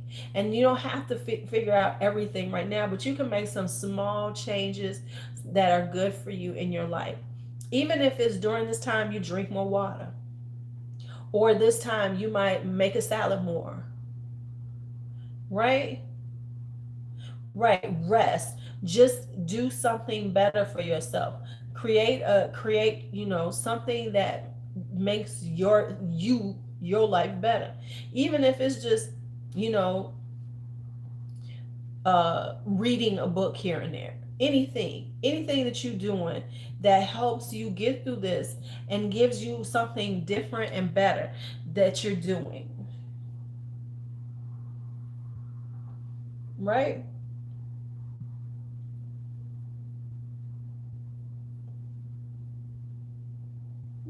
It's not about something. It's not about something.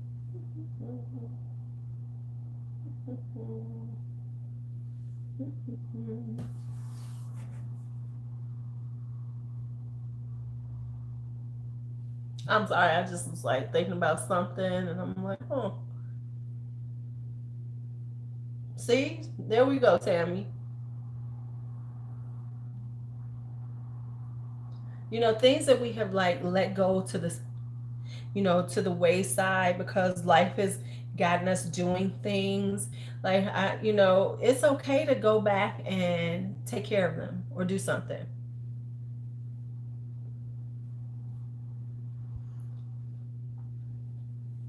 I got a house full of kittens. Right. Right. Right, honey.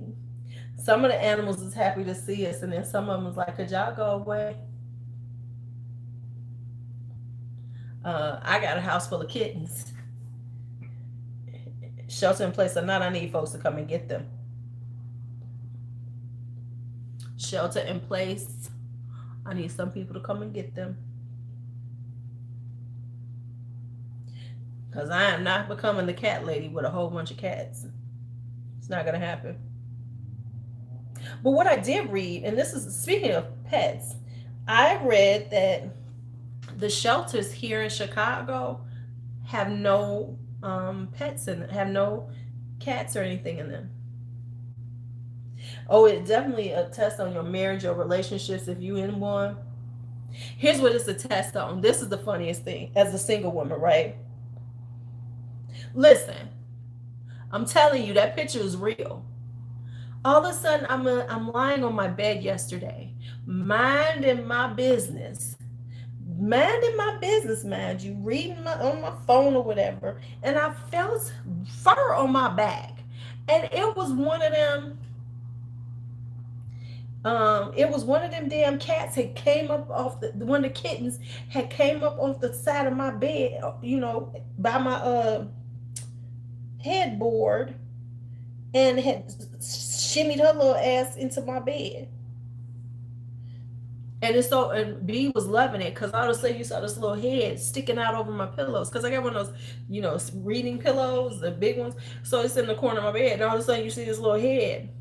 She got a picture of the little head looking at me like, "Hey, what's on over here?"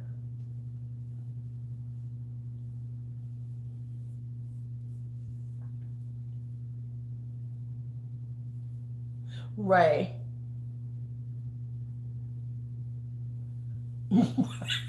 Not the rich Lux thieves. Oh my God, if that was not the most dramatic bullshit ever. Ooh, I haven't been noticing, but the post little drama channels, they must be dying right now, huh? Because what drama is there? Everybody sitting in their damn house.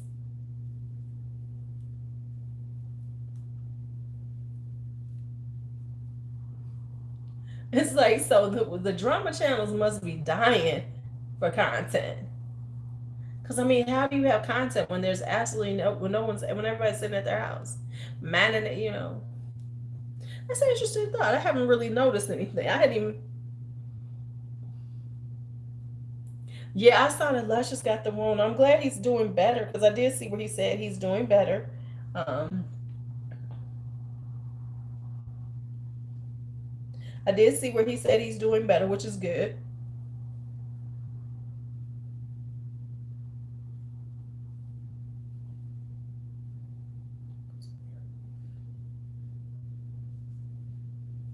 I know like some people that, and I had like, okay, they're like Facebook friends, and we haven't really connected in a long time. And he posted up that him and his wife had it, and he checks the mail like 3 times a day. Poor little Brandon, he goes and sits out on the porch. He got his whole little stuff. He goes sit out on the porch. He got his little jackets on and everything, cause it's still cold here. What?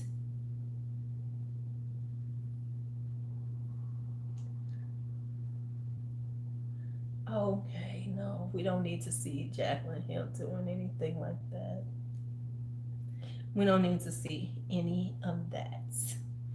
None of that. None of that. Oh,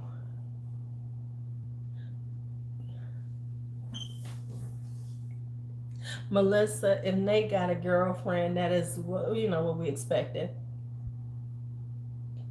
I mean, come on now. That's like Tiger King's. That's okay. Nate, hold up.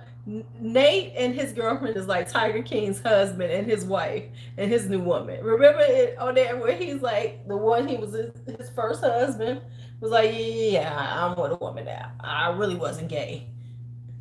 Gay for pay, y'all. Gay for pay. It's a thing. It's a thing. Okay, so let me just tell y'all something. Let's talk about something funny since I said cops. Right? Wasn't it? He was like, yeah, I really wasn't gay. He's like, let me make that clear. It was like, okay. Oh man, if it had been a woman of color, and no, and it couldn't have just been any color. It had to be a sister.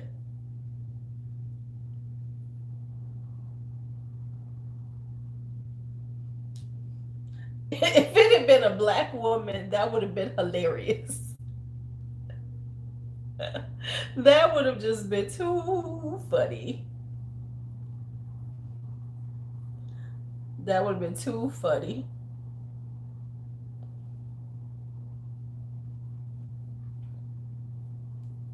Okay.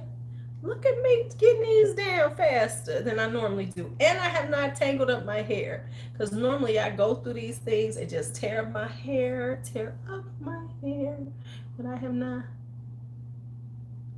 Oh man, if it had been, ooh, I wish she had been like big booty with braids in her hair. That would have been funny. Ooh, that would have been funny. That would have been funny.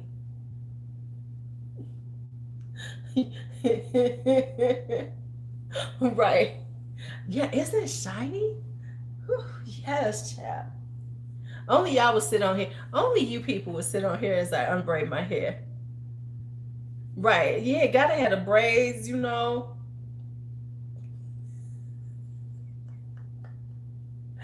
That right.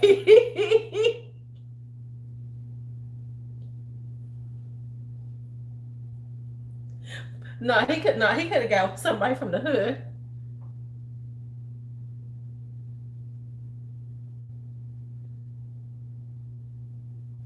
Well, technically he can get palimony.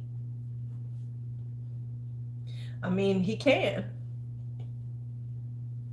because that's a common law state. Right, yeah, this is one of them anything goes chats. Um like I can't stand you, Melissa.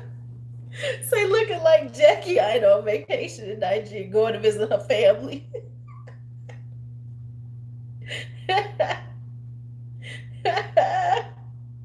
That would have been too funny. But see, this is a bad time for it to happen because see, you want J Star to be out and be like, so how are you feeling about dating his new girlfriend? So you can see that reaction because now you can't have a reaction because we all in the house. That is what I hope for. I wanted him to see. I wanted him to have somebody look like Megan Thee Stallion, and her name was gonna be, Shaniqua, and she was gonna be from the hood. She was gonna be out there like what?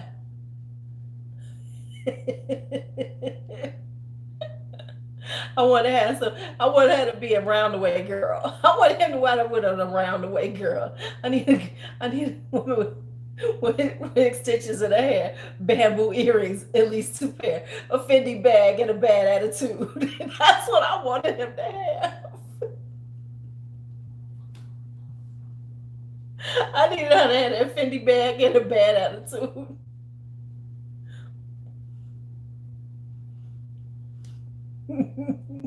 Because somebody like that would be the one that needed to be. Because J Star come for somebody like that, baby. It would be on and popping. I did too. That's one of my favorite LL songs. I need an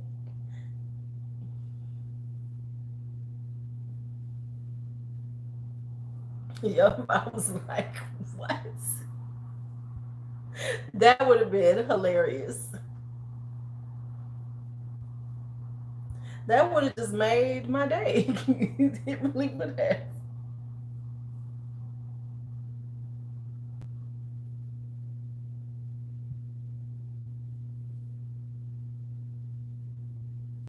Okay, this stuff is good. Shangri-La. Shangri-La. No, no, no, no.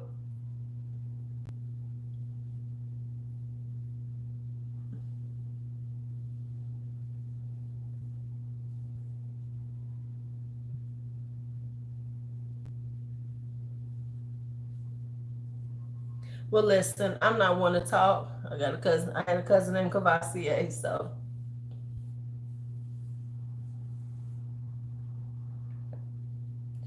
who am I to talk about somebody's family names?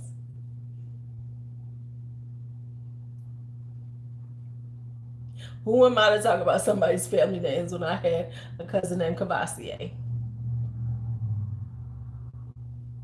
I did. He changed his name. He's Muslim, but yeah.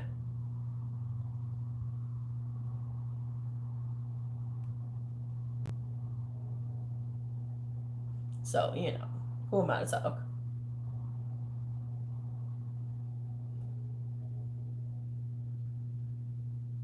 Well, I mean, my last name is Caillouet, so, we struggle. We struggle.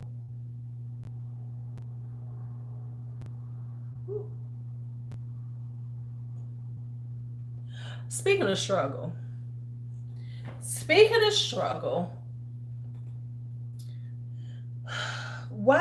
now we on spring break this week, which means no work, right? I mean, we working from home, but it's no work. Why did somebody post up a damn assignment this week? She's an idiot. Somebody I work with. It's like, what are you doing?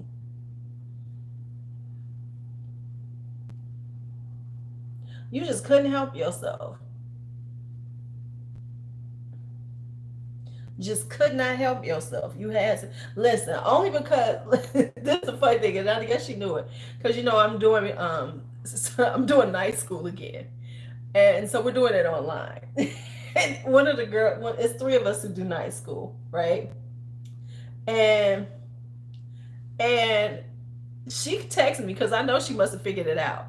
Because she sent an email invite for us because we wanted to, come up with our strategy on how to do this. Because one person has been doing the online this whole time, whereas we've never done online.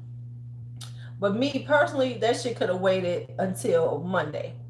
But that's okay. I mean, but we started on Monday, so I get it. So she texted me like, "Hey, I sent you a yes, it really is good news because that was a whole lot of money I was missing." Um, so I mean, I'm still, it won't be as it's good, it's great. And so she texted me like, "Hey, I sent you a invitation, a meeting invite." I was like, "Oh, really?" Because I don't look at my emails, my work emails. I don't look at them until I have to. And this was before the Rona.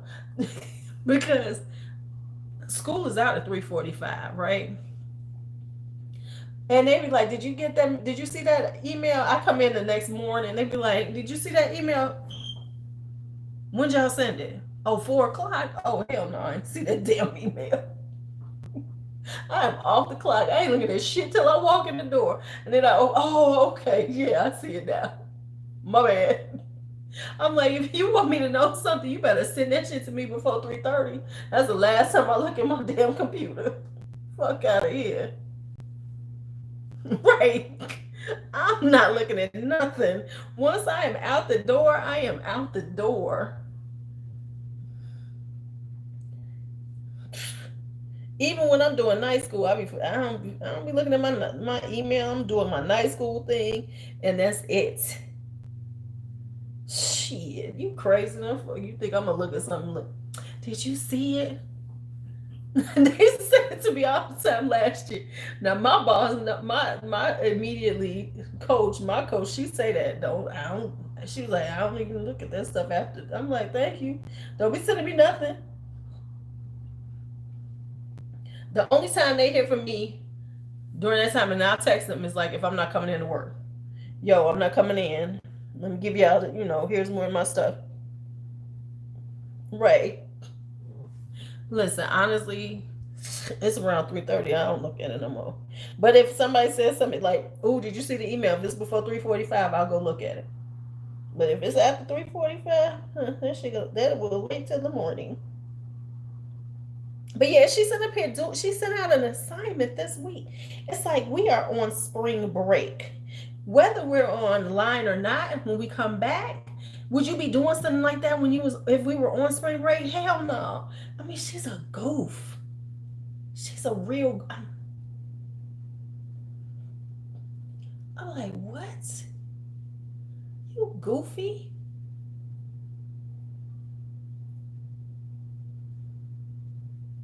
I'm like, what is wrong with you? Okay, so you just okay. So we're hitting the 2 hour mark, which is usually when I stop. No, but I still got a whole section. Do y'all want me to Y'all want to hang out with me till I finish this section right here? If not, I'm gonna go to sleep and finish this in the morning.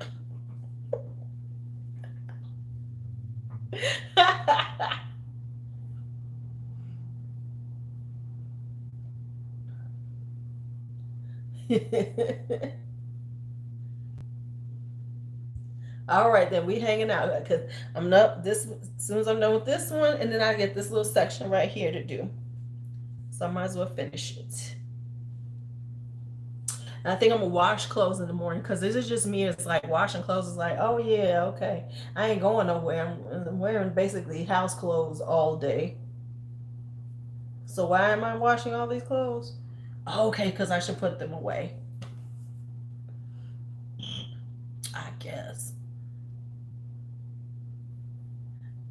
It won't lock up in the morning, but like my plan was I was gonna keep them in for like like a week. But what'll happen is, is like the braids themselves, they will start, sections of the braids will, because like even though my hair is really super soft and like the roots won't, but like up in here will, because like when I was locking, my hair was locking, but it's like just my roots were so loose. So it was like, I had to go back in to get it twisted more. They needed to do it a little more because my roots, my hair was growing and the roots and everything.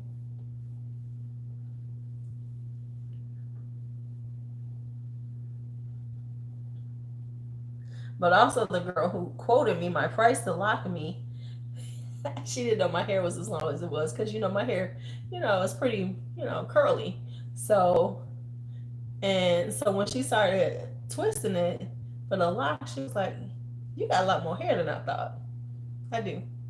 Because I have a lot of hair. I just don't, it's kind of like thin, fine hair.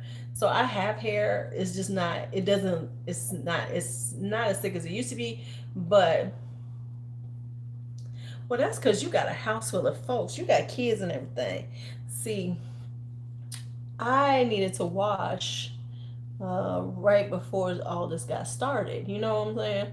So those clothes I keep not washing. So I wash some stuff, but it's like the stuff that I'm wearing around the house.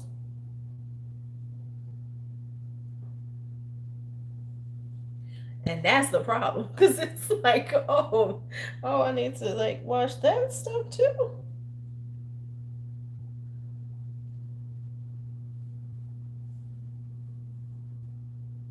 Oh yeah, yeah, them sister locks. Them some serious locks too.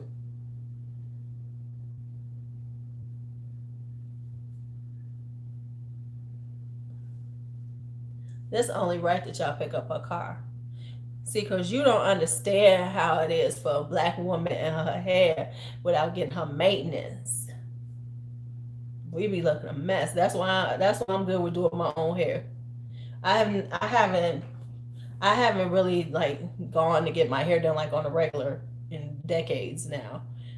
Yeah, decades. Yes. Yeah, she got them. One of my cousins, she's been doing sister locks for people because she's a hairstylist for at least 20 years. When sister locks were just coming out, she went and got trained on sister locks.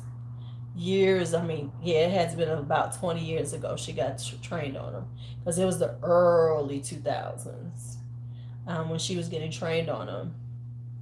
And when she was telling me how long it took to do them, I was like, bless these. Hell the fuck no.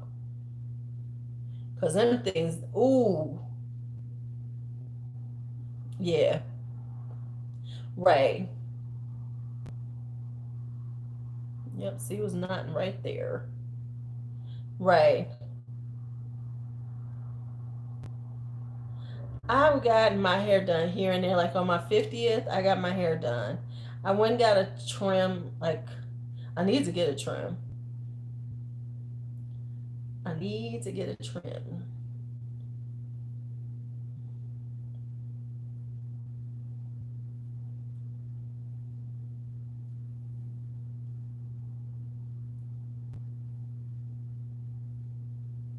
Yeah. Sorry, I got caught up in this hair because it's trying to lock. It's knotting up right in there. So I gotta be careful. I mean, every once in a while I'll go and get it done, but it ain't a regular. Oh, see, that's you good. I cannot trim my own hair. If I tried to trim my own hair, I would be bald by the time I was done because I do not. I can't. I can't cut in a straight line. So I know damn well I couldn't cut my own damn hair in a straight line. So I'm not even gonna pretend. I can't cut in a straight line. So no. I'm not fucking up my hair like that, baby. Mm-mm. Mm-mm. Y'all better than me. See, I learned that about myself when I was young because I had that Cher doll. Y'all remember when Cher had a doll? Are y'all old enough to remember when Cher had the doll? And it had the hair down to the butt on the doll.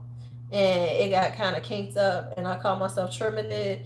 And Cher didn't have no hair when I was done.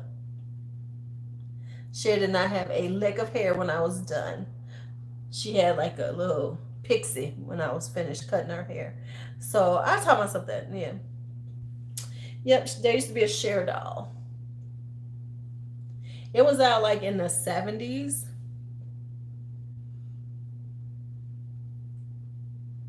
Mm-mm. Now, I used to cut my hair when it was real short because I was just cutting it all off. So it would be like, okay, it's time to cut off your hair. Okay, let's do that. Okay, now I see people up in here. I'm gonna need some likes, and I'm gonna need y'all to say hello, y'all. I'm gonna need y'all to say hello. Can I get some hellos? Damn. Hola. Bonjour. Let me think of what other ways I know how to say hello.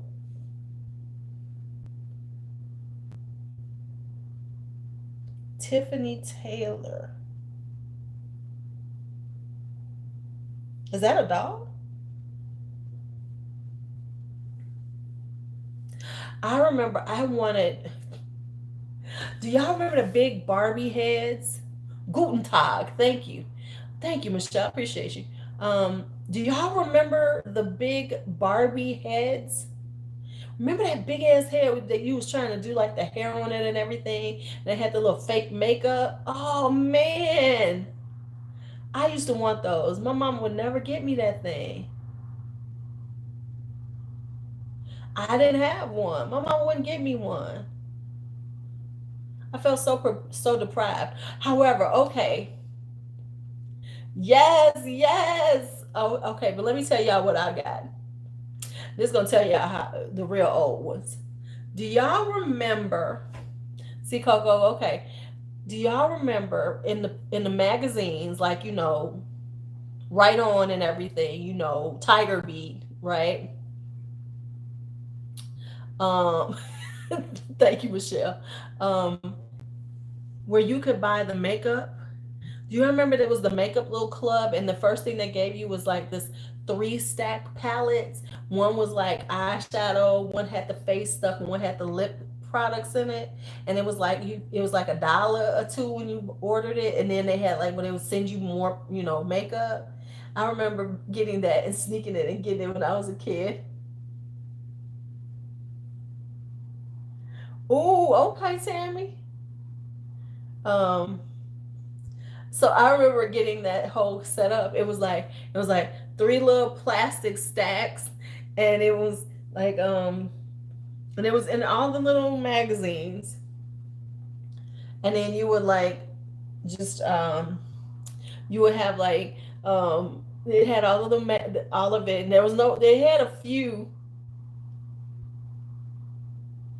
Oh, I remember the one with the pyramid one, and it was like you would have, and it would give you some kind of like little setup on how to put on the makeup. And I remember sneaking and getting it like when I was like 12 or 13, because my mama never checked the mail. I used to check the mail pretty much. So well, I would get home first, and so I knew I could get my package before she would know. And I thought I was gonna get in trouble. My mama didn't care. Okay, like oh my god, woo, because you know how some parents be like, oh my god, you can't wear makeup. It wasn't that I could play in makeup. Now I couldn't wear it, but I could play in it.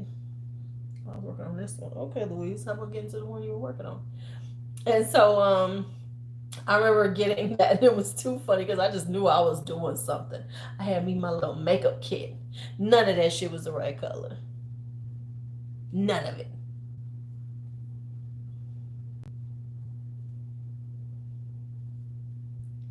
Whew.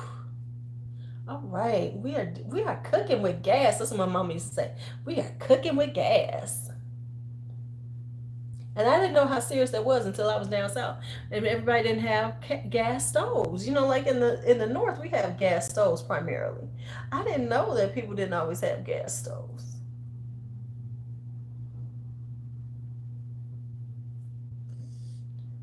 Ooh, and you remember we were talking about this on here, or I saw somebody talking about that.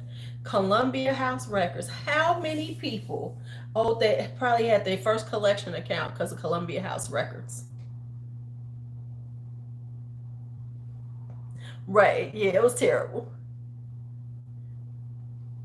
How many people had Columbia House Records? Can I get some likes from some of you people? These 92 people in here, baby. How many? And then it was like Columbia House had the worst system because they never kept up with the fact that you didn't had like three different accounts with them, right? Because all you do is wait them out and then get a new account. And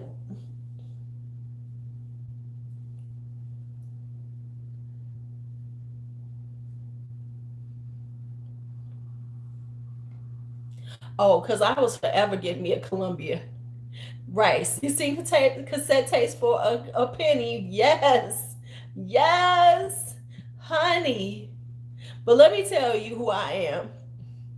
I not only had Columbia House, but let me just tell you the kid I was.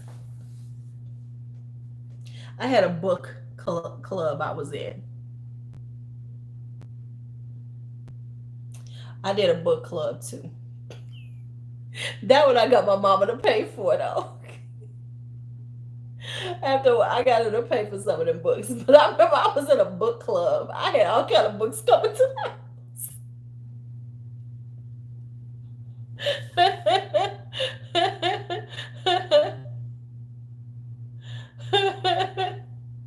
Oh my goodness. Oh, the cookbook club, girl. Yes, I was in the cookbook club too, Coco. I had so many cookbooks coming into the house. Listen, I was in any club. If I saw a club, it was like, oh, I want to be in that club. It was any club where they was gonna send me some shit. See, I was already I was destined to online shop. I was destined to online shop because I swear to God, if I see something like that, I'd be like, ooh, 4 books for $1. Yes, I need them. I still have some of them books I got from them damn book clubs. It'd be like 4 books for $1. Yes, I have something to do with myself.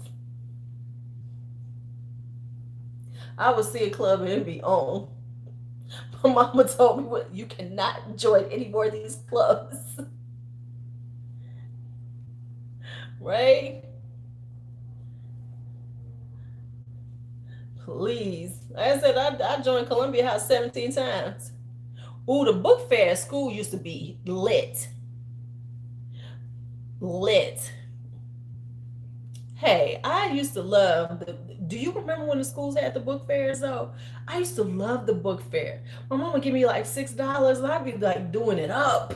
I'd be like, whoo. I would have so many books when I was done. But let me tell y'all something. I used to go to library sales for a long time. Did you all ever do that? I used to go for years. I used to go to library sales and just buy books because I love books. So that's why it's so sad that I haven't been reading. But right, oh, scholastic, yes, scholastic books. That's it. Yes, Michelle. Yes, it would take over for the whole day, and you would get to go in there, and you would just like looking for your books and like figuring out what books you was gonna get. Listen, I used to get them the ordered ones though, because remember you could order them at your class. Um, where they would like have the whole thing and it was like it was like the little paper thing and it would have all the books that you could order. I used to get now my mother was a believer. um right, yeah, see, I ain't been in one in years. um my mother, you remember when, yeah, girl, that little catalog that used to come out every month where you could get some books and you could order you like them $2 books and stuff. Oh, I would be like, please, mama, can I get some books? Not the happy hooker. Right, and then shop for your add-ons, right? Yes, and add-ons was it though. The add-ons was lit when you get the stickers and all that stuff. The add-ons was lit. Right. Yes, yes, that onion skin paper, you'd be like trying not to tear it up and you gotta, and then it got that one little, it's got the order form right there and you gotta order your books. Oh, I used to love that shit. I'd be so sad when I couldn't order. I'd be like really in my feelings. Right. Oh, let me tell you what I read. Okay, so let's talk about some books that we read. Oh, that sounds sad. Um, I read all of the Oz books back in the day. I think I read all of them. Not, the Wizard of Oz, Ozma of Oz, all of those. I read all of those back then. And I used to read, and I know this is like the craziest one, because I remember, because I found it for my kids one time, and they were like, no, ma, Encyclopedia Brown. I never got into Nancy Drew. Interestingly enough, one of the people that I do like to read a lot as an adult is Agatha Christie. Yes, see, Melissa, you know I say yes. I used to, but I think that's because it's scholastic books. And then remember all the Judy Blume books we had to read? Blubber, Are You There, God? It's Me, Margaret. Judy Blume was the shit back in the day. Ramona Quimby, yes. Judy Blume, she wrote some really good stuff back when we were young. Yes, Beverly Cleary, yes, honey. Okay, which one is I working on this one? Yeah, them Ramona books were good. I used to love those, but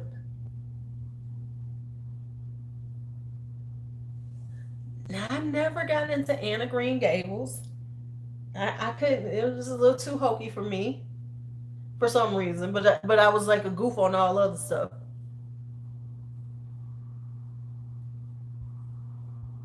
Then when I got to like, see, I was a little too old for Babysitters Club and Sweet Valley High. When they were like really popular, I was getting older, and so I really wasn't reading those. But what I did read, what I got into real early was horror books. I read a lot of horror books when I was young. I found Stephen King early. I didn't read The Shining.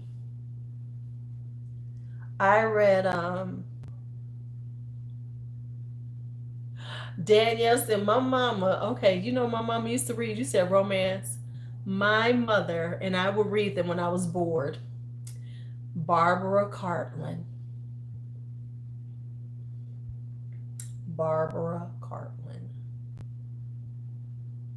Yes, Stephen King and Dean Koontz. Ooh, that was me in high school. Stephen King in junior high, I started reading. But okay, so let me say, yeah, Judy taught us all of something. Once I hit like junior high, seventh grade, I went into a really militant state. Jackie Collins was when I was being bad. Ooh, because Jackie was the bad one. I went through really Mary Higgins Clark. Oh my God, yes, Rita. The Cradle Will Fall. That was her first book. I remember that book because that shit was so good to me. Um, I went through a very militant stage when I was start about 12 years old. That's when I really started reading black literature, black books. I read I Know Why the Cage Bird Sings. I read Black Boy by Richard Wright.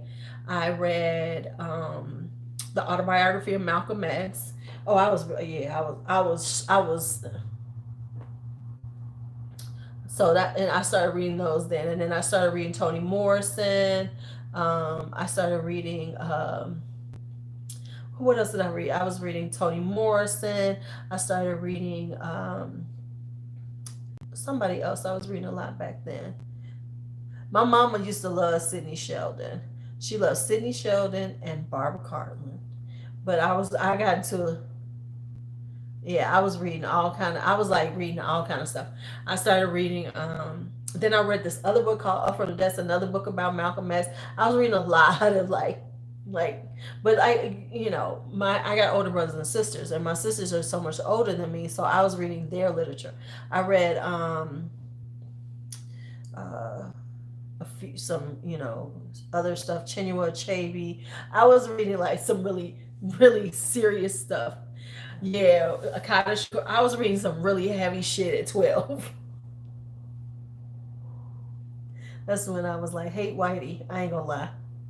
I was reading all this shit. I was like, I don't like white people. Just being honest. I went through that phase. Plus I went to school.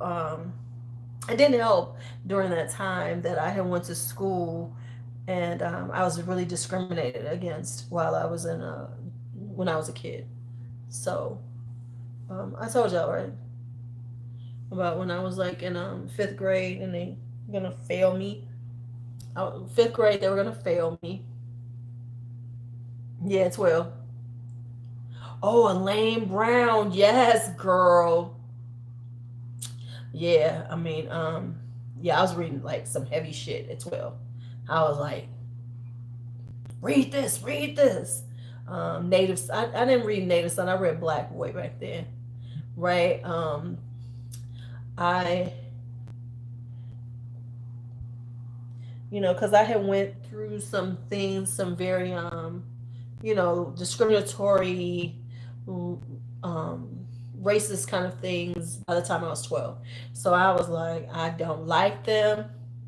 Okay, Coco. Yeah, I'm almost done. So I got two more braids and we're done and I'm out of here. I, by the time I was 12, 12, 13, I had been dealing with so much racism. And so, right. Yeah. So because I had like personally had dealt with a lot of racism. Where did I grow up? I grew up in the far south suburbs of Chicago. So, um, where I lived when I was the first time I was dealing with it, I went to school with with a bunch of Italian kids. I went to school where all of the well-to-do little Italian kids went to out in my suburb in Chicago Heights. Um, when Sister Soldier was way after that. Sister Soldier didn't come out till way after that. She ain't that. She's younger than us. No, no, Rita. She wasn't around back then. Back then that was the days of um, Miss Maya and reading Sonia Sanchez and Nikki Giovanni. Um, so when I was like in fifth grade, I was at my school. I was the only black kid that wasn't in special ed. The only one, and I do mean the only black kid that was not in the special ed department. And and then I was fifth grade, and I had transferred in from another school, so I was placed in girl, shut up. I was placed in the sixth grade gifted class, and I was a fifth grader, so I was like 10 years old, and so I was taking seventh grade classes, and this school, they was like, "Oh no, you not a little black girl." So they tried to fail me and said I couldn't do the work, and it was a huge fight with my mother and them, and I had to have all these testings done and prove myself and all this other stuff. Will you stop calling them? They're asleep. Stop calling them.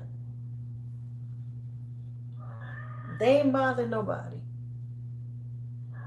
That's Juicy. She calling for her babies right now. When she wants them to come, she calls them. Oh, nothing to be. You ain't got to be sorry for. See, she called him when he was over here, so she had to come get him. Like, where you at? Is there another one right there? Yeah. And then I was in eighth grade when I was taking algebra, my eighth grade year. I was the only black kid that was in algebra. And the teacher, she was failing me. I mean, nothing I did. It was so stressful.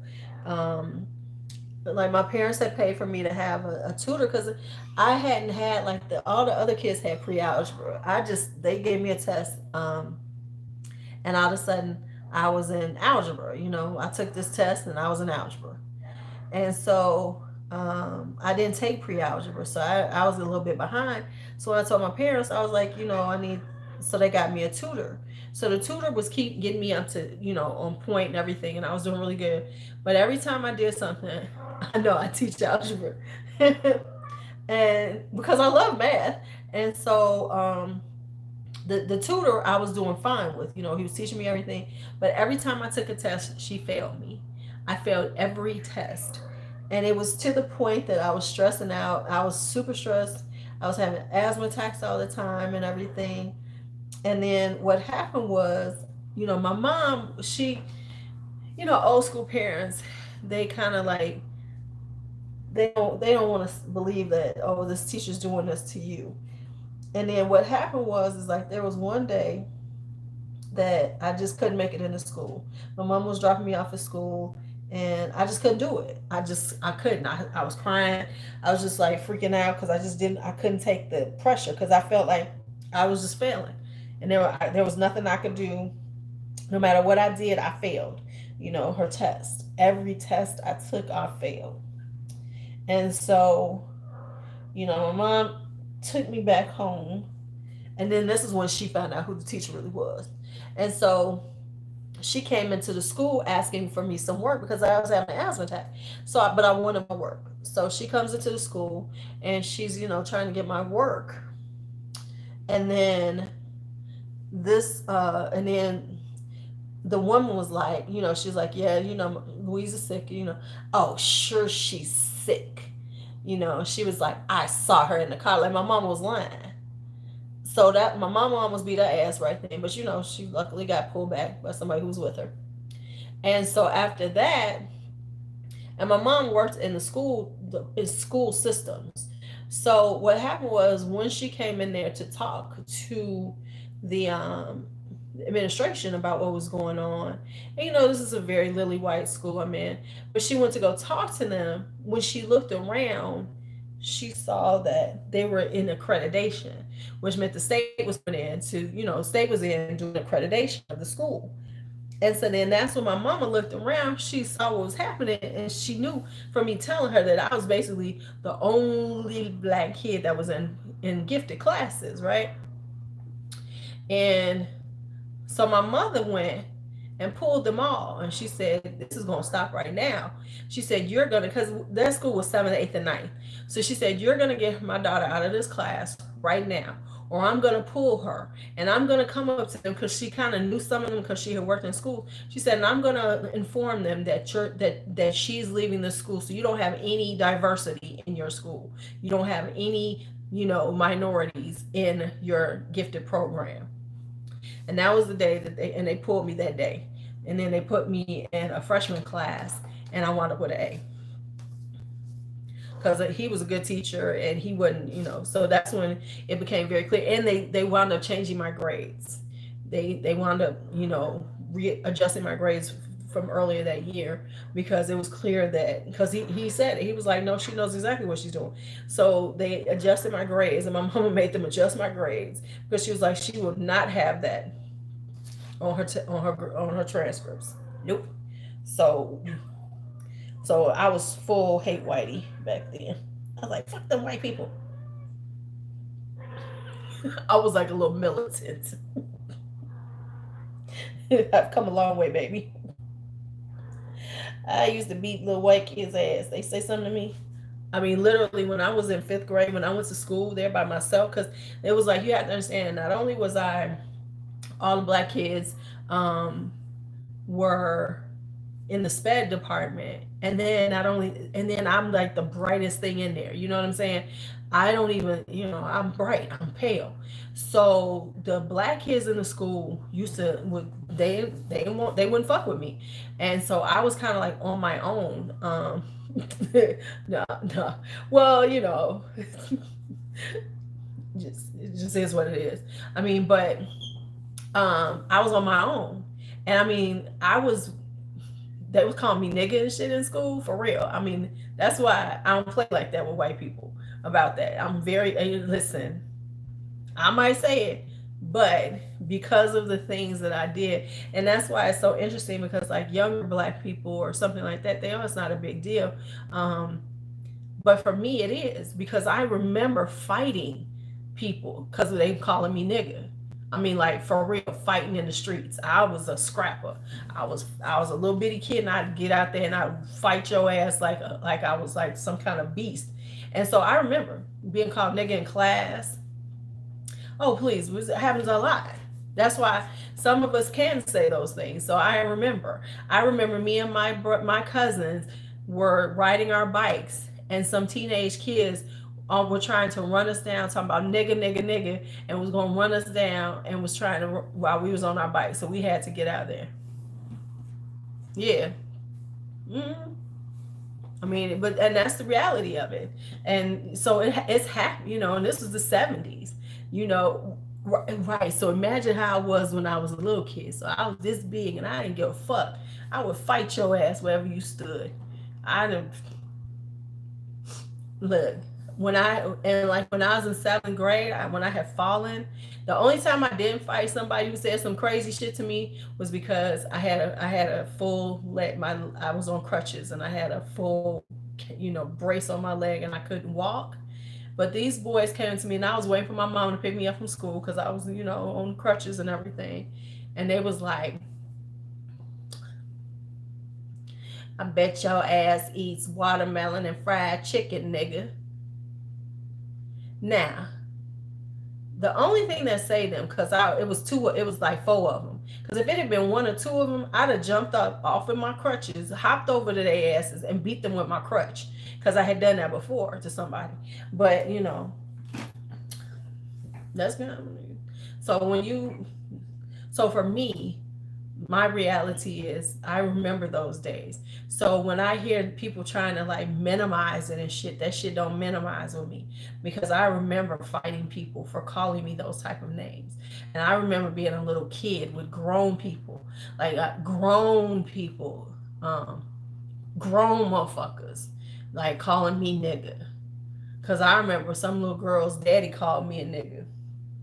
I said, "Hold on, let me go get my brother, so he can whoop your ass." And yeah, and luckily Navi wasn't home that day because he sure would have gone down there and whooped his ass. But you know what I'm saying? So, I have a different perspective of it. Yes, I do use that word with my friends and stuff. I ain't gonna sit up here in front and act like I don't. Of course, yes, I do. It is part of my culture.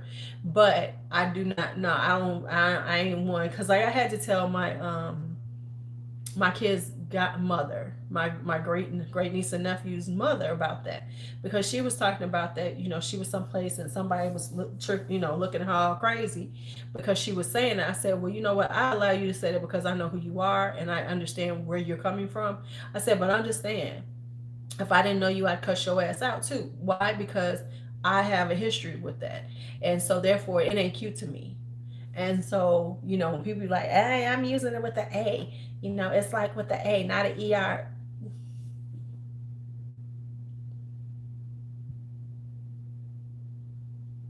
To be quite honest, that's why I never bought any of the Kathleen Light stuff from Color Pop, since, she had her little issue. So, just being honest.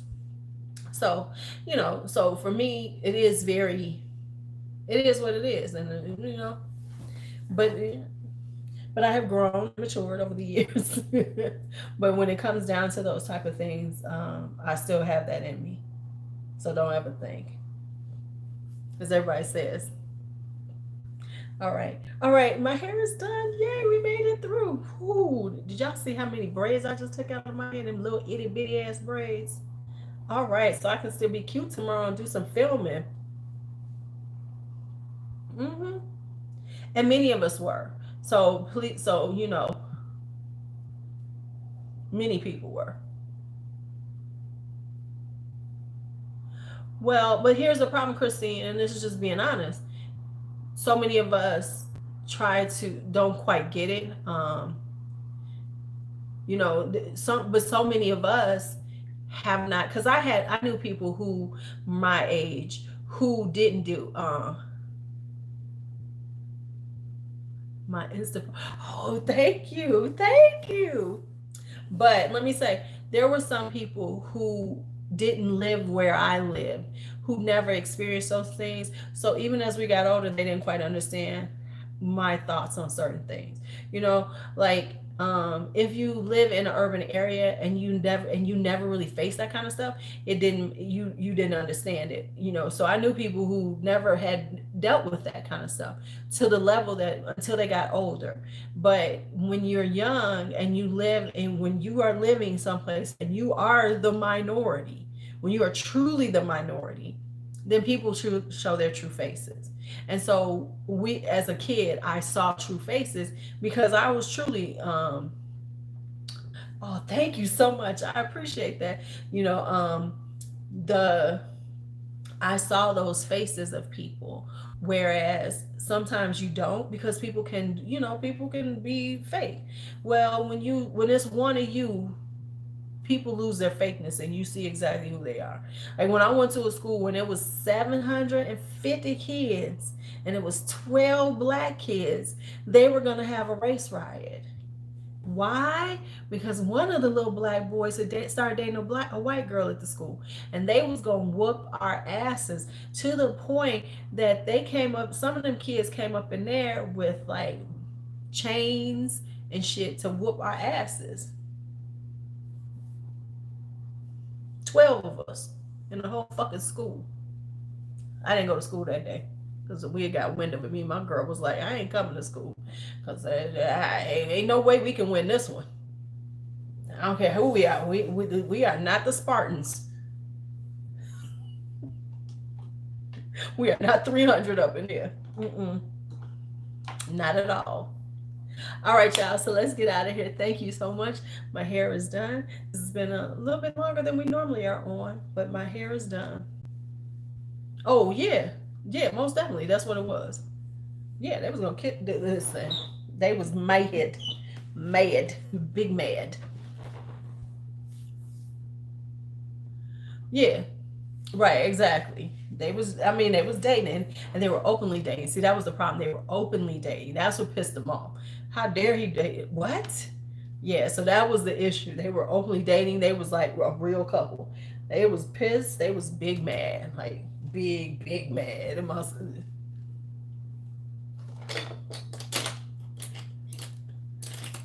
The funniest thing was, oh Lord, yeah. When I was graduating from high school, the principal's son started dating this girl. We went to school with Rita, Michelle Wells. If Rita's still here, she'll know who I'm talking about. And Michelle was wild.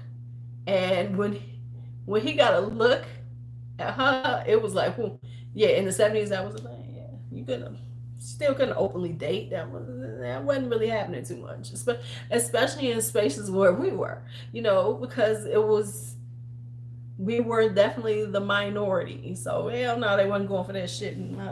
Up in Crete, Illinois, hell no. I was in Crete, Illinois, hell no. But anyway, listen, in the 70s, 1979, 80. Yeah, she's a sweet person, but yeah, she right, exactly.